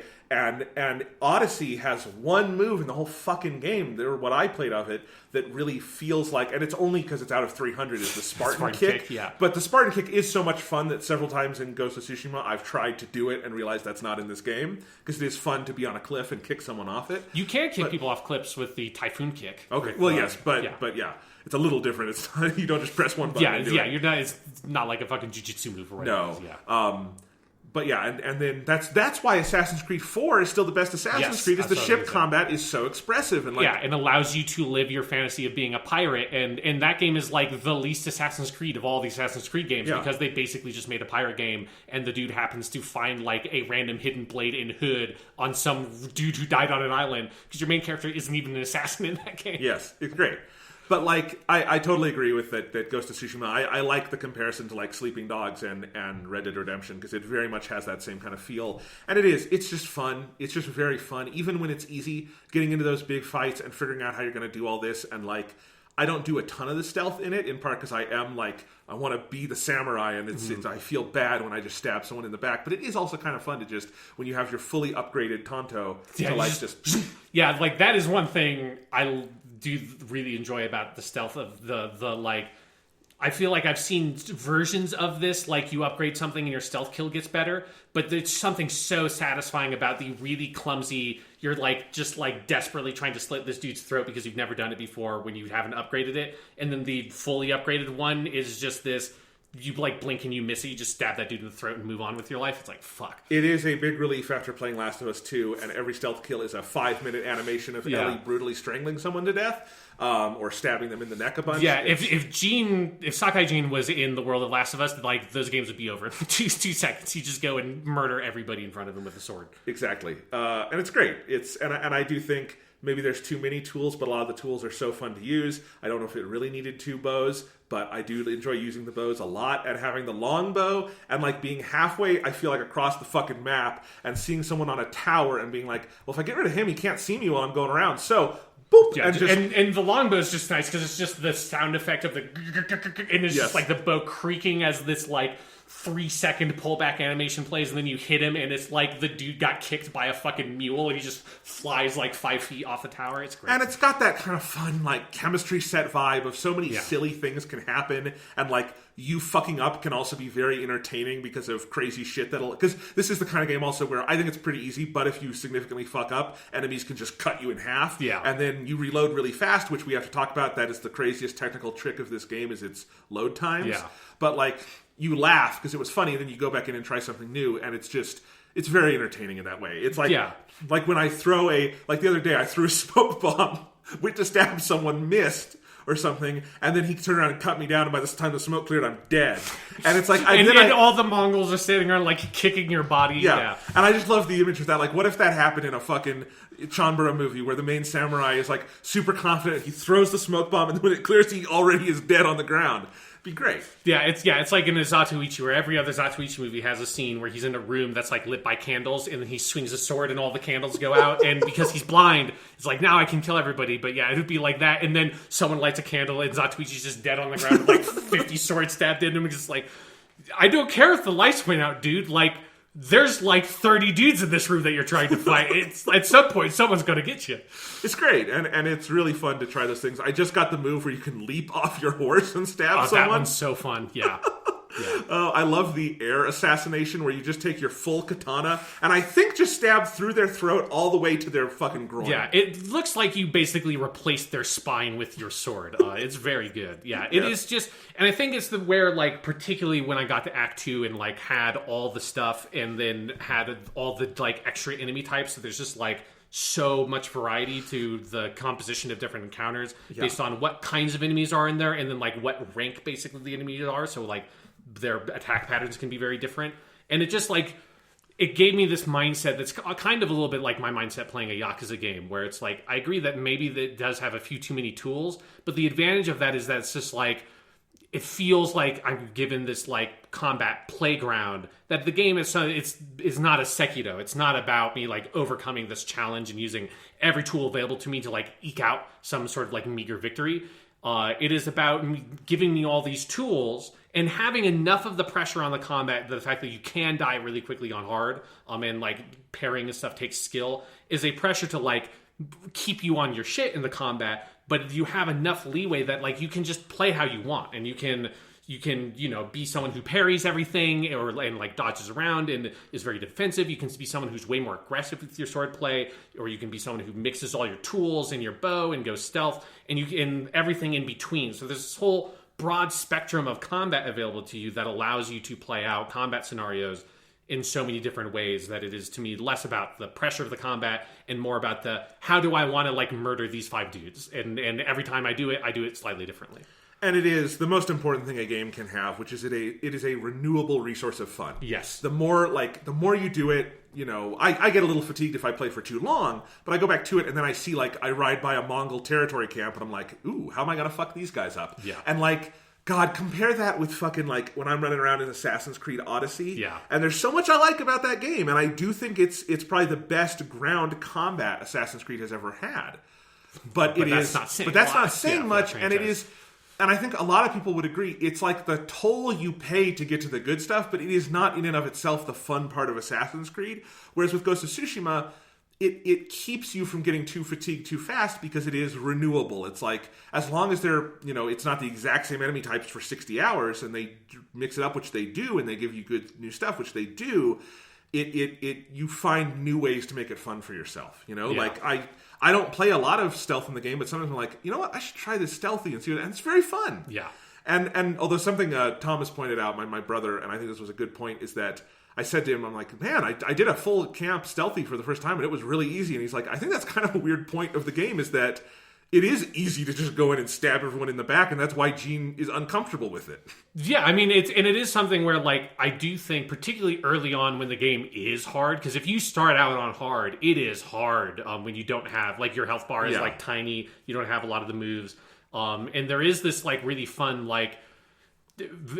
my first 5-something hours of the game was me wanting to be, I'm just going to march into this camp, I'm going to draw my sword, and I'm just going to murder all these dudes because I'm cool samurai man. And I try that and I just get fucking slaughtered. But then you reload instantly, and it makes failure in this game doesn't feel like failure because you're just back into it immediately. It's the main thing I think that makes the boss fights not a slog, is that you die, you retry it immediately. There's still a slog. Sure. We'll get to that. Yeah.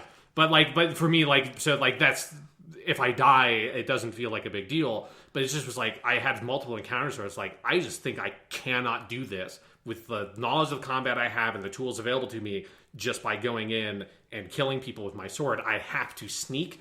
And then eventually when you level up, you get good enough that you can do the sword stuff. But there's always this thing of stealth is so much easier in the game. And it does feel like a legitimate coincidence of narrative theming and gameplay of, if you just want to get shit done and be as efficient and safe as possible, it is a lot easier to sneak in, shoot people with a bow, stab them in the neck, stab them while they're fucking sleeping in their fucking mat. That is so much easier, and the stealth is really forgiving in this game, in a way that I like since it's not a hardcore stealth game. It's not Last of Us or something.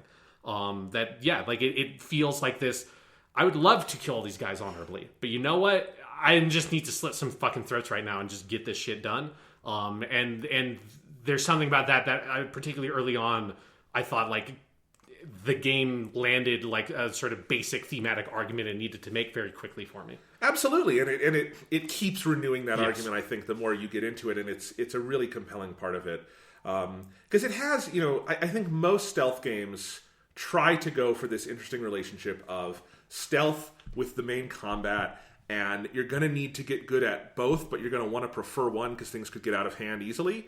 And I think A Last of Us 2 is on the probably absolute best spectrum of that, in that it's really compelling in both ways, and you have a really good incentive to go for both over the course of your play in different places. Yeah. I think Metal Gear is variously good at this in different places. Metal Gear generally gets the stealth down later on in the series, but sometimes they don't get the other part of it. But this game has a very different relationship, which is it's kind of one or the other. Yeah. And it's kind of telling you don't have the same experiences in Last of Us as much, where you're going really carefully, breathing really heavily, going through the stealth, and then it goes crazy, and you're just trying to survive. It's kind of well, if they discover me, then I'm just going to really fuck their shit up. It's kind of I just don't want to be bothered with it. I like how it evolves over the course of the game, and it feels like a different relationship between stealth and main combat than I've seen in a game before, and I appreciate that about it a lot. Yeah, and I think they do, where I'm at with the story in Act 2, they start to sort of, evolve the concept of the ghost, or the kurodo, as they call him in Japanese, which is, it starts to move away from, these, stealthy, and that's what, makes him dangerous or whatever, to, you're just, slaughtering fucking dudes in the street, and, have you gotten the slaughter move yet, and, the ghost stance? No. Okay, so there's a story thing in Act 2, because main story stuff is so wide open that like that's why you could have the fucking poison darts and I have this ghost dance thing. But like, yeah, you get to a point where it's like you're just like, I just fucking murdering people, and like it's like your skill as a warrior and your like the brutality at which and like efficiency at which you can dispatch people is what makes you this frightening thing, not just that like you're really good at sneaking up on people. And like that turn they start to make in Act 2 makes me really interested to see how they treat that in Act 3 and where the story's going to go with that. Oh, I agree, absolutely. And but here's a question. Yeah. Because this has been part of the larger critical conversation, and I'm curious your thoughts on it. The game, at least to my knowledge so far and from what I've heard, does not, it's not a choice or like morality game where like it responds. No, it's not Infamous where there's like the good ending, bad ending thing. No. And it's not like if you were never stealthy, then you rescue Lord Shimura and he's like, good job being honorable. It doesn't matter how much stealth you did or didn't do, he will be like, I'm uncomfortable with this. What do you think about that? Like, I think that's better than having because the thing with the Infamous games is it just always ended up being the good ending was the actual ending, and the bad ending is like, it's just like this ridiculous parallel, like, universe of like, what if your main character was just a complete dickbag and just murdered people indiscriminately, and every character just hated you and hated your fucking guts, and then you murdered them behind their back? Like, it just was always the most ridiculous thing. And I think that's how those, like, the good, evil morality things always kind of tend to be. Like, Mass Effect was on the fucking subtle end of that spectrum, and that, that was the one where you, like, punched out the reporter if you're the bad guy, right? And it ultimately had very little impact on the story. Yeah, so it's like, I think that the better version of that, if you wanted to go for that, is something like The Witcher 3, where it is morally complex choices that there is no right or wrong answer. It is like a degree of, like, what is it that you're prioritizing as a character and the choices that you make. And I think that, like, that would way overcomplicate Ghost of Tsushima. And I think that they do a good enough job in, like I said, especially on hard, motivating you to, at least in the early game, really invest in the idea that's like, I need to take some of this stuff stealthy. And then there are missions that are just stealth missions. Like, there are missions you have to do. And sometimes there are hostages, and it's more important to save their lives than keep your honor up. Yeah, and so I think the game, I think you could end up playing the game in such a way that would feel really dissonant. But at least the way that I have played so far in my experience with it, I feel like the way the story is treating it is in lockstep with the way I've been playing the game. And like the fact that Gene is on this boundary between like him obeying and wanting to obey at the very least these sort of like codes that he was taught by his uncle as a child, but then also his sort of like more practical need to, we are being invaded by an enemy force and we need to protect our people and protect our land and like get them the fuck out of here. And it is way more important to actually do what it takes to protect those people and fight the Mongols than it is to, do this sort of weird face-saving, like very phony, I need to preserve my honor thing that is like the luxury of the samurai ruling class that they have that, and they've been able to have that because they haven't had a real enemy to fight. Yes, I agree with this completely, and I just wanted to pose the question and kind of play the straw man for a second, because it's an interesting argument, and I think there's little things that could be interesting with it, but I generally agree. I don't know what it would add, and I think it would subtract a lot, and I think it's kind of like when people complain about, like, there are lots of problems I had with The Last of Us Part 2's story. I do not agree with the criticisms of, like, it should allow for more choice. It's like, if you've got a story to tell the story. Some games can integrate choice and different paths in really compelling ways. I don't know if this is the format where that can be done. Yeah. And so I generally agree with it. The one thing I do want is a split ending, where if you played very honorably, you get to retire and go live in a castle, and if you didn't, you choose to commit seppuku, and you get to play the seppuku minigame. Yeah, I feel if you play totally honorably, you should just, like, that should be the bad ending, right? Yeah. Because I do think that's, like, the game is, it's not Seven Samurai or Harakiri. Like, it doesn't have, like, this incredibly deep social commentary about the samurai, because of course it isn't. It's not a post-war Japan game or, made by Japanese people about, like, the oppression of the Imperial Japanese and, like, that fitted onto Edo. And the crazy war they got into. Yeah, so, like, there are lots of reasons why, those movies are all anti-samurai, because you should, like, the samurai were fucking awful. But, like, obviously this game is not as hardcore in that way, but it does, particularly in Act 2, I'm enjoying that it is clear that the game is, like, heading in the right direction, has its heart in the right place of being like, the samurai fucking suck. Like, your uncle is a cool dude. He's voiced by Akio Otsuka. but also he's a rich fucker who like rules over who's been instated as like the ruler of this whole island, who cares more about the idea of the people than actually helping the people. And I like that dynamic. I like that the game, particularly where I'm at now, is really playing with this. Gene is someone who is like sees now as a character that the code that he grew up with isn't worthwhile, and that like it's way more important, like the people in front of him, like Yuna, to help them and be with them and actually help the people. And they set that up, I think, really smartly at the beginning of the game with that flashback with the uncle, where the uncle basically asks Gene what to him like Bushido basically means, and what like the way of the samurai, what that is. And Gene gives this very stock answer as about protecting the family honor and blah, blah, blah, blah, blah, and like doing all this stuff. And the uncle says, well, that's what your father says. Like he basically just recited like the motto of the Sakai clan. What do you think? And Gene's answer is, I think that we have to protect the people that we are put here to protect. And he like earnestly believes in the message of what the samurai is supposed to be, which is the message of like what, you know, if you translate to like congressman, it's like what a politician is supposed to be in our society is someone who's put there to help the people that put them where they are, and they're invested with this power so that they can protect the people that don't have power. And then in reality, that is not how in any society I know of that has ever actually worked out, right? Yeah. But Gene is this like very innocent, earnest, naive person who really believes that.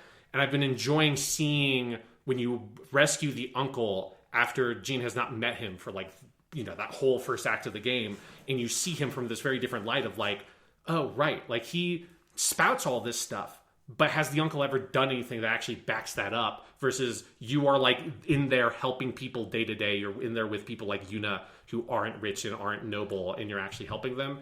And that stuff is the story I've been really enjoying. It's something I really appreciate about a lot of the combat in the game, even kind of the random encounters on the overworld. It very much feels like it has that JRPG vibe of you're on the overworld and you get a random encounter.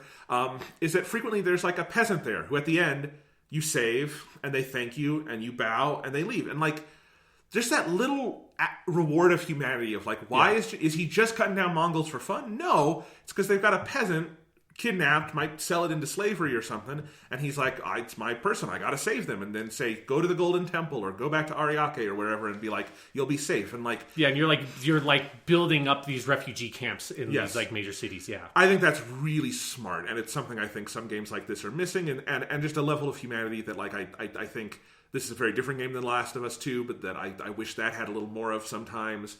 And it's just it always reminds you of why Gene's doing this. It's not just to be violent for the sake of being violent.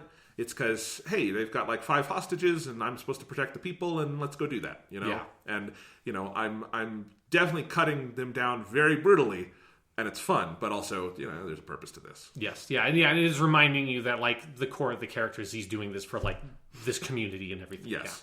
Yeah, and I love being able to build up those camps. And like when you save a farmstead, life comes back to the farm, and then people live there, and then you have a place you can go barter and trade and stuff. Very smart systems in that sense.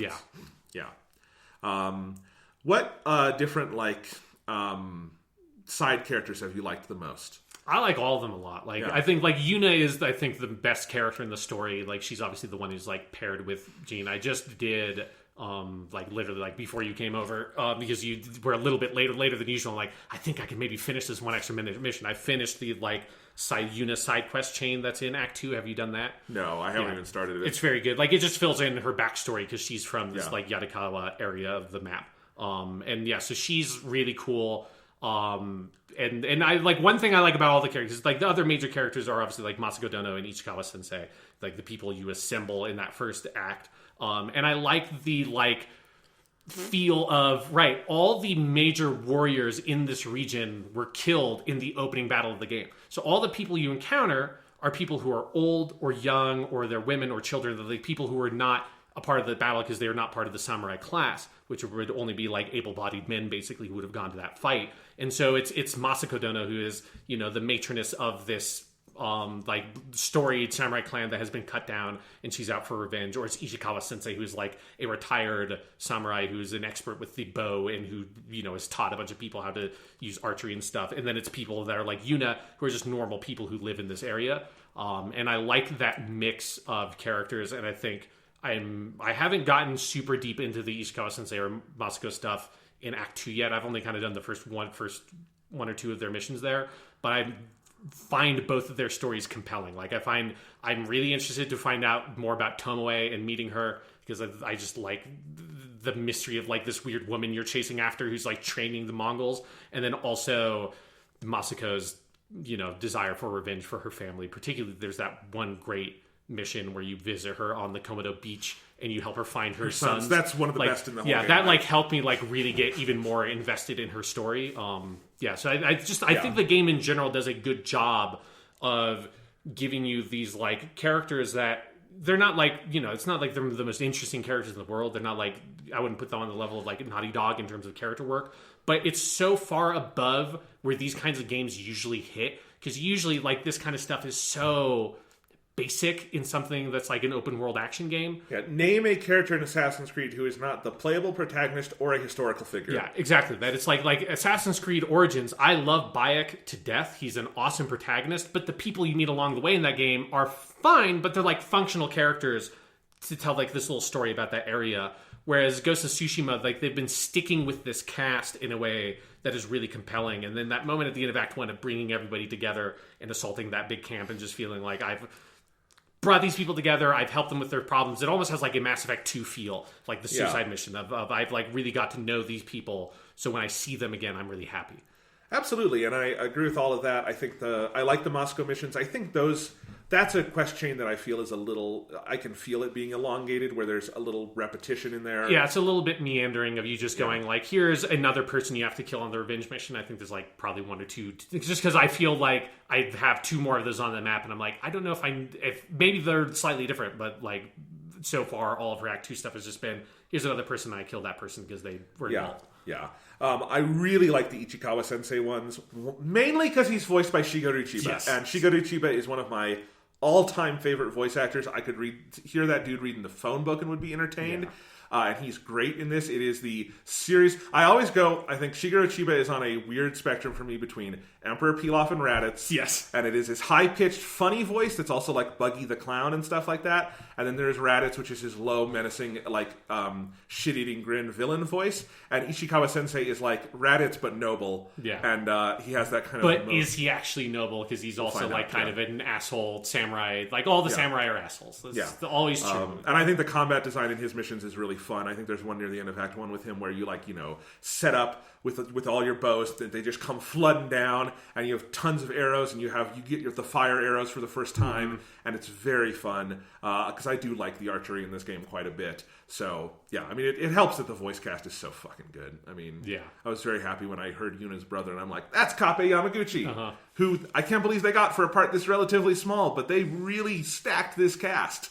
Yeah, no, it is like, and that's where, if people are not playing this is the Japanese, you're insane. Like, the number of people I've seen say like, oh, like I'm playing in English because the lip sync isn't to the Japanese. I'm like, what? Like, I mean, it's not, but why is that such a big deal? Like, I'm very confused by it. And frankly, because of how they like to position the camera, so little of even the cutscenes is on their lips. Yeah.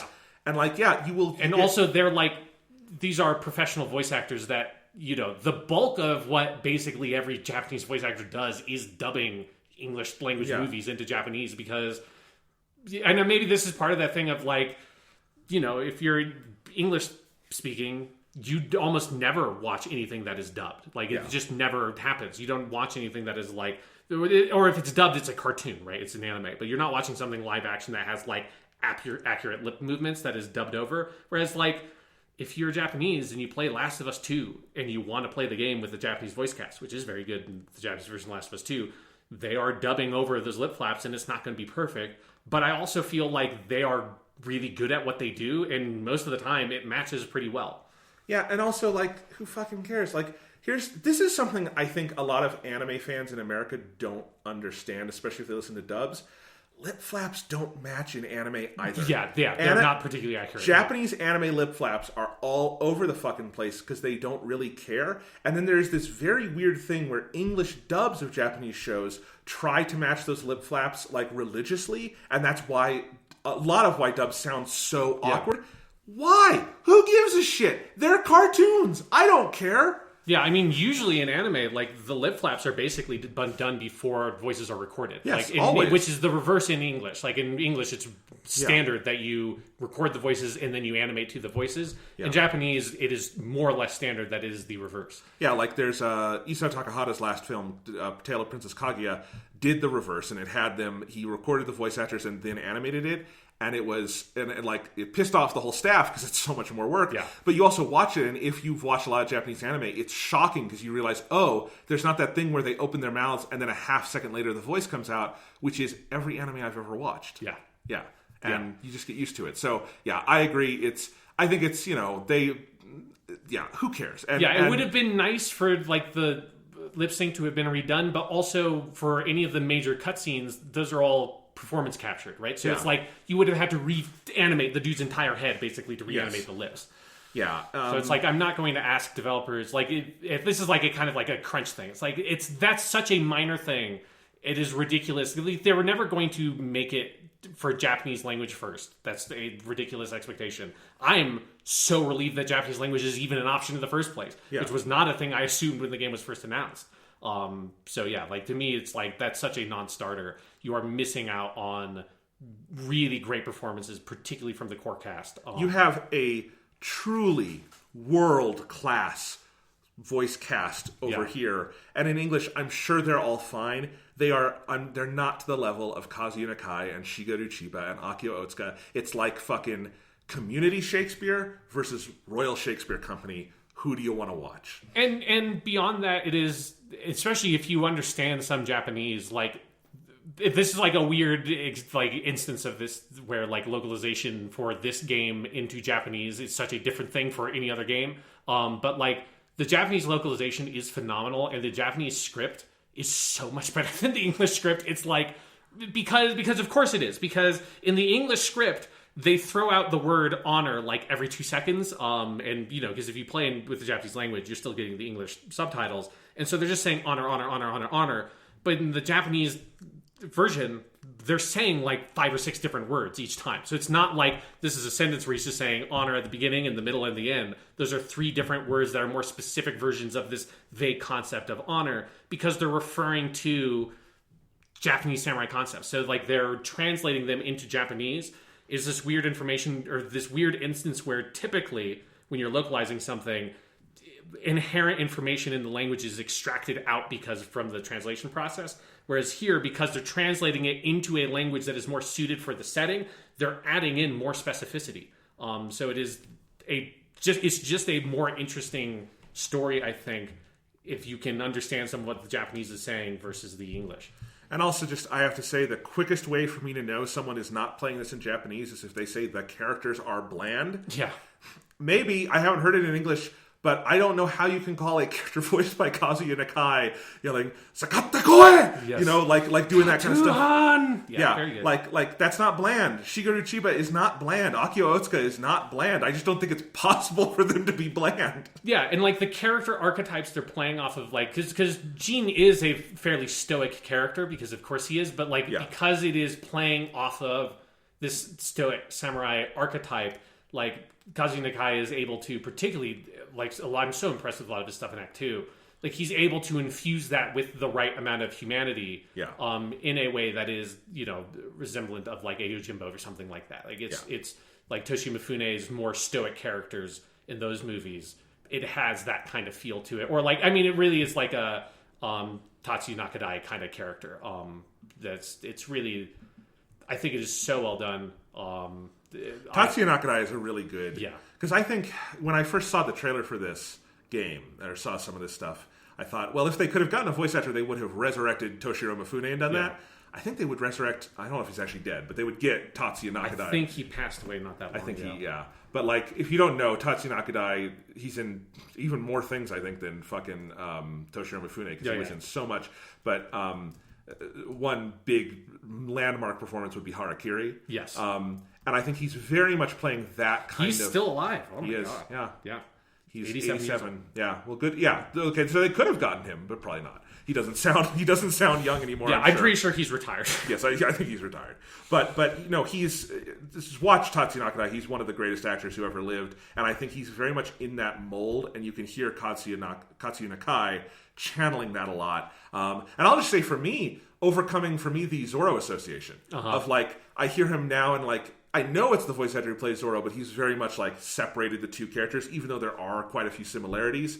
Zoro is a sillier character because One Piece is a sillier story, but they are both, big stoic swordsmen who do incredible feats of strength. Yeah. But yeah, I mean, I knew he was going to be great as soon as he was cast. He's always great, but it's one of those, it's just a joy to hear him really build that character out. Yeah. Like, I would love to read like an in-depth feature about how the game was localized into Japanese, because I do think, because a lot of stories have been passed around about how like it got really good reviews in Japan, it sold better than like basically an PS4 exclusive in Japan. And I think a lot of that is the like localization is so good, but it's such a weird thing to think about, like the concept of this where the English script has things that sound like slightly awkward translations of Japanese things. So like the like first secret move you learn, which in English is called the Heavenly Strike, which feels like we like came up with, this is sort of like, sounds like it was translated from some Japanese thing. And then in Japanese they call it Hiren Isen, which is basically means like, sword, like Isen is like one draw of the sword, and then Hiren is like as fast as lightning, or more or less. And so it is like this, you draw your sword so fast and you kill the dude in one hit, is basically what the name conveys. And nothing about it says, it's not Heavenly Strike. Like that's, if you took Hiren Isen, you would never translate it as Heavenly Strike into English, but it sounds so much better in Japanese, and like that name is so much more interesting to me. And it feels like a game that is the reverse of what it is. Like sometimes it legitimately just feels like this was a game developed in Japan to me, because the localization is so well done. Yeah. Like it's all the vocabulary in the game is fascinating, because it is like archaic Japanese language concepts that are used. They use Japanese pronunciation for words where normally it would be Chinese pronunciation of kanji compounds. Like the game is full of that kind of stuff, that it has this like to the bones authenticity to its presentation in that way. And they like just, again, they like just go out of the way. They just like change shit. Some shit that like would be fine if you didn't change. For example, the haiku in Japanese are not haiku. They're waka, which is a longer form of poem. It's a 5-line poem, which is a like more fundamental, like older form of Japanese poetry. And it's also like just way cooler. And I just like, because, and you can hear that if you're playing in Japanese, because it's 5-7-5-7-7. And it's just got a more kind of like full rhythm to it. And that's just like, and it's a really interesting change to me. And it speaks to how thoroughly the Japanese localization went in modifying things and really like kind of bringing it more to its roots than the more Americanized version you're getting from the English language script. Yeah.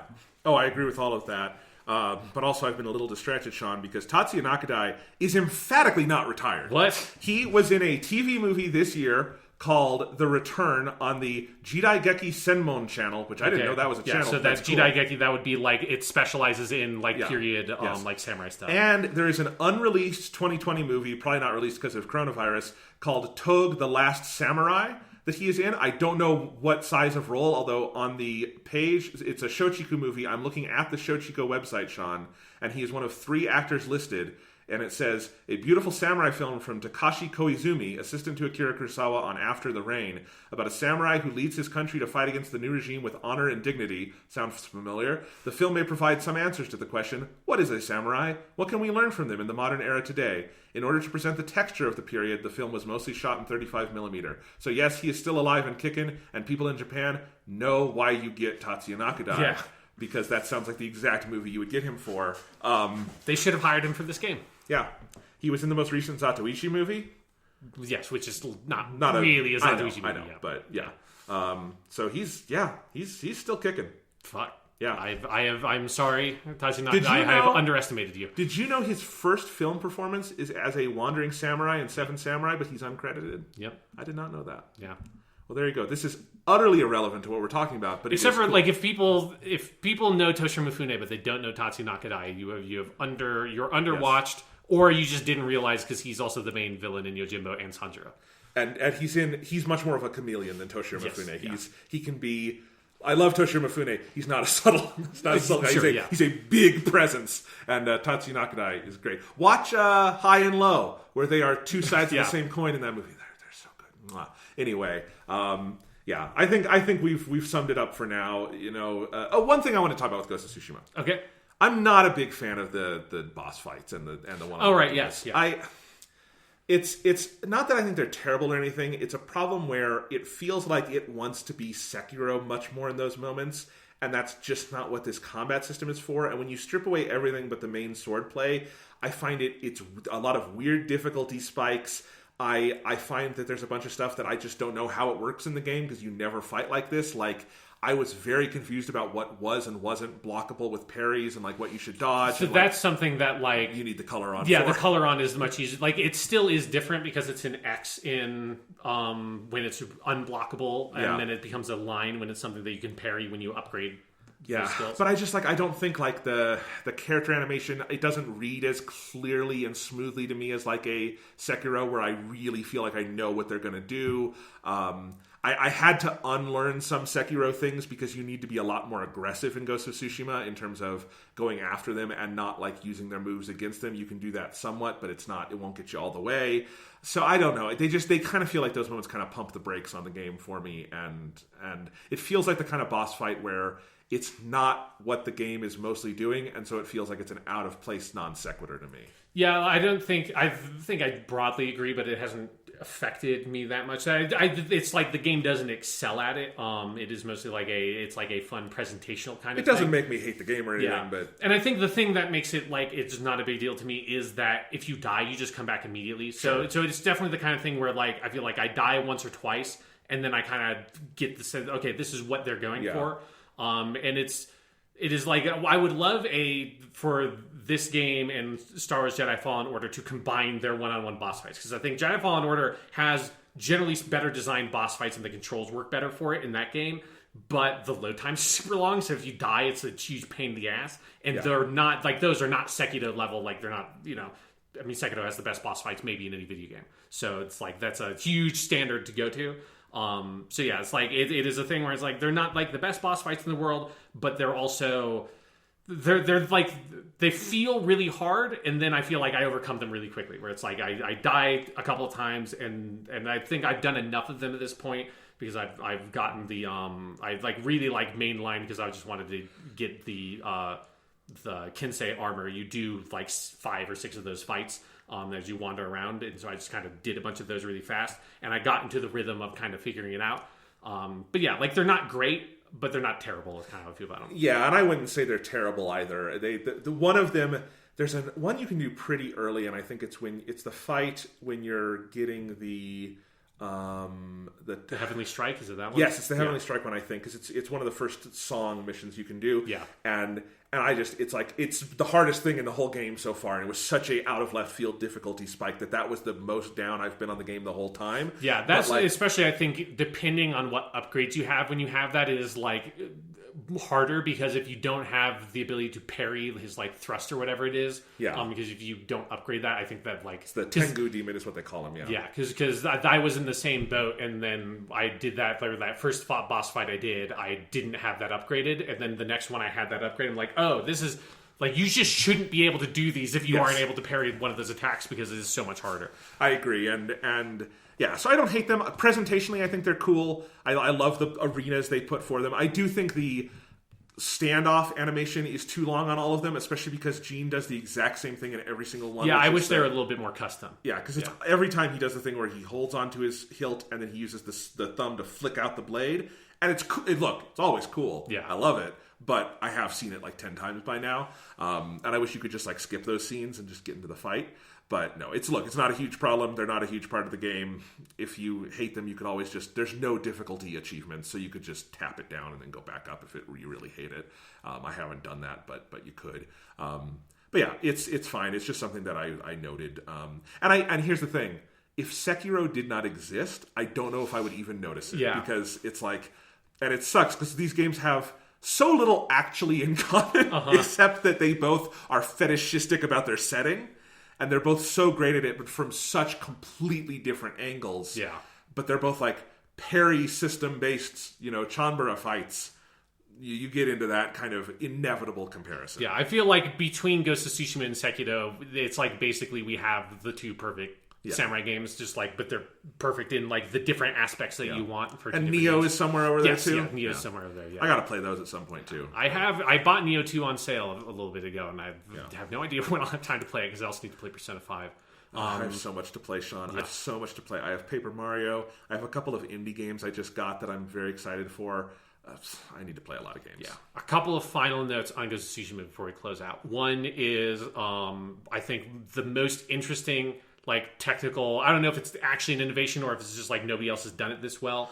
But the wind combined with the particle system in Ghost of Tsushima is just amazing. And I think it's one of the things that, going back to the Halo Infinite presentation, for me at least, I think it's one of the things that makes that game look a little bit dull, is everything's like still. And in Ghost of Tsushima, like the world feels so alive because everything is so reactive to the wind.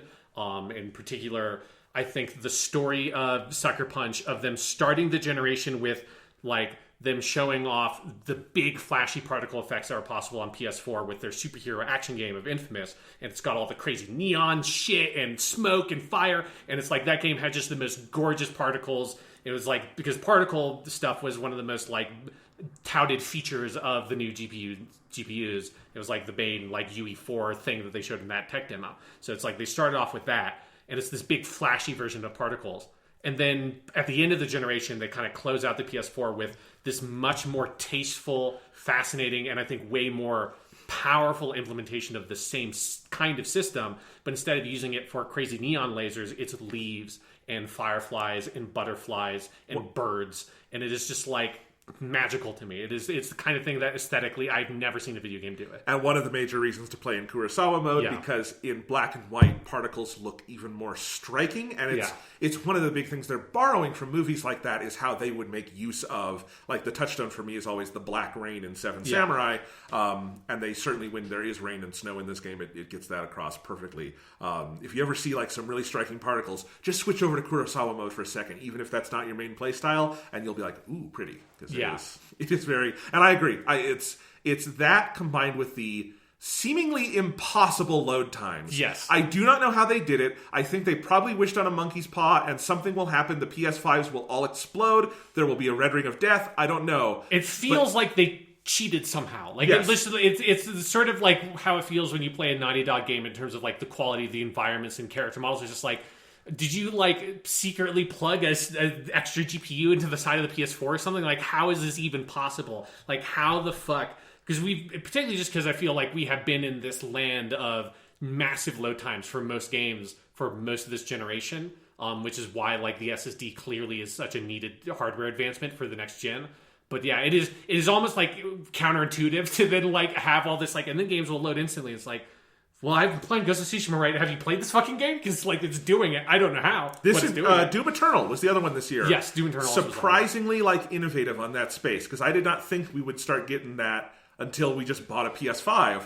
But there you go. It's, and I'm willing to bet that there's probably a bunch of like technical engineers at Sucker Punch that are like looking at that SSD and like, this was literally my entire job for like 5 years on this game was just to make it so like I've worked like day and night to make it so the load times didn't destroy everything, and it's like the best load times, and now you don't even have to worry about it. I bet that is a lot of people's lives working on video games. Hopefully they can go do more fun stuff in game design. I don't mean leave their jobs. But yes, Ghost of Tsushima, very good. Anything else to say? It has further proved that the touchpad is cool, and why the touchpad should stay around, and why more video games should use the touchpad. I will say, Sean, I have thought about your arguments for the touchpad a lot playing this game, and it's like, yes, if more games can do this, and they should, this is great. Yeah, because I think for me, a real make or break moment for this game is in the first hour of the game when it's like the very focused, we're setting up the story, and you go and you fight Kotuhan, and then you get knocked off the bridge, all that stuff. You can't sheathe your sword. And I was looking at like the menu, I'm like, how do you sheathe? You have to be able to sheathe your sword. If you can't sheathe this sword, I'm done with this game. Like, people listening to this podcast for a long time know that I'm like, it is a thing I really like. I like having that kind of like minute control over that. And particularly for a fucking samurai game. Like, that is like this. You know, Sekiro, you can't sheath the sword, but that's so action-focused, don't need it. But here, it's like, I need to be able to sheath the sword. It'd be like not being able to holster your gun in Red Dead 2. It would just be madness to me. And it's not, like, the touchpad functionality isn't highlighted in the controls menu, in the pause menu. And I was like, this is crazy. And then once you get the late title card and you're actually in the open world, that's when the touchpad functionality becomes available to you, because they open up the guiding wind. And I swiped on the touchpad and I saw a little icon that pops up. You can kind of faintly see the other ones.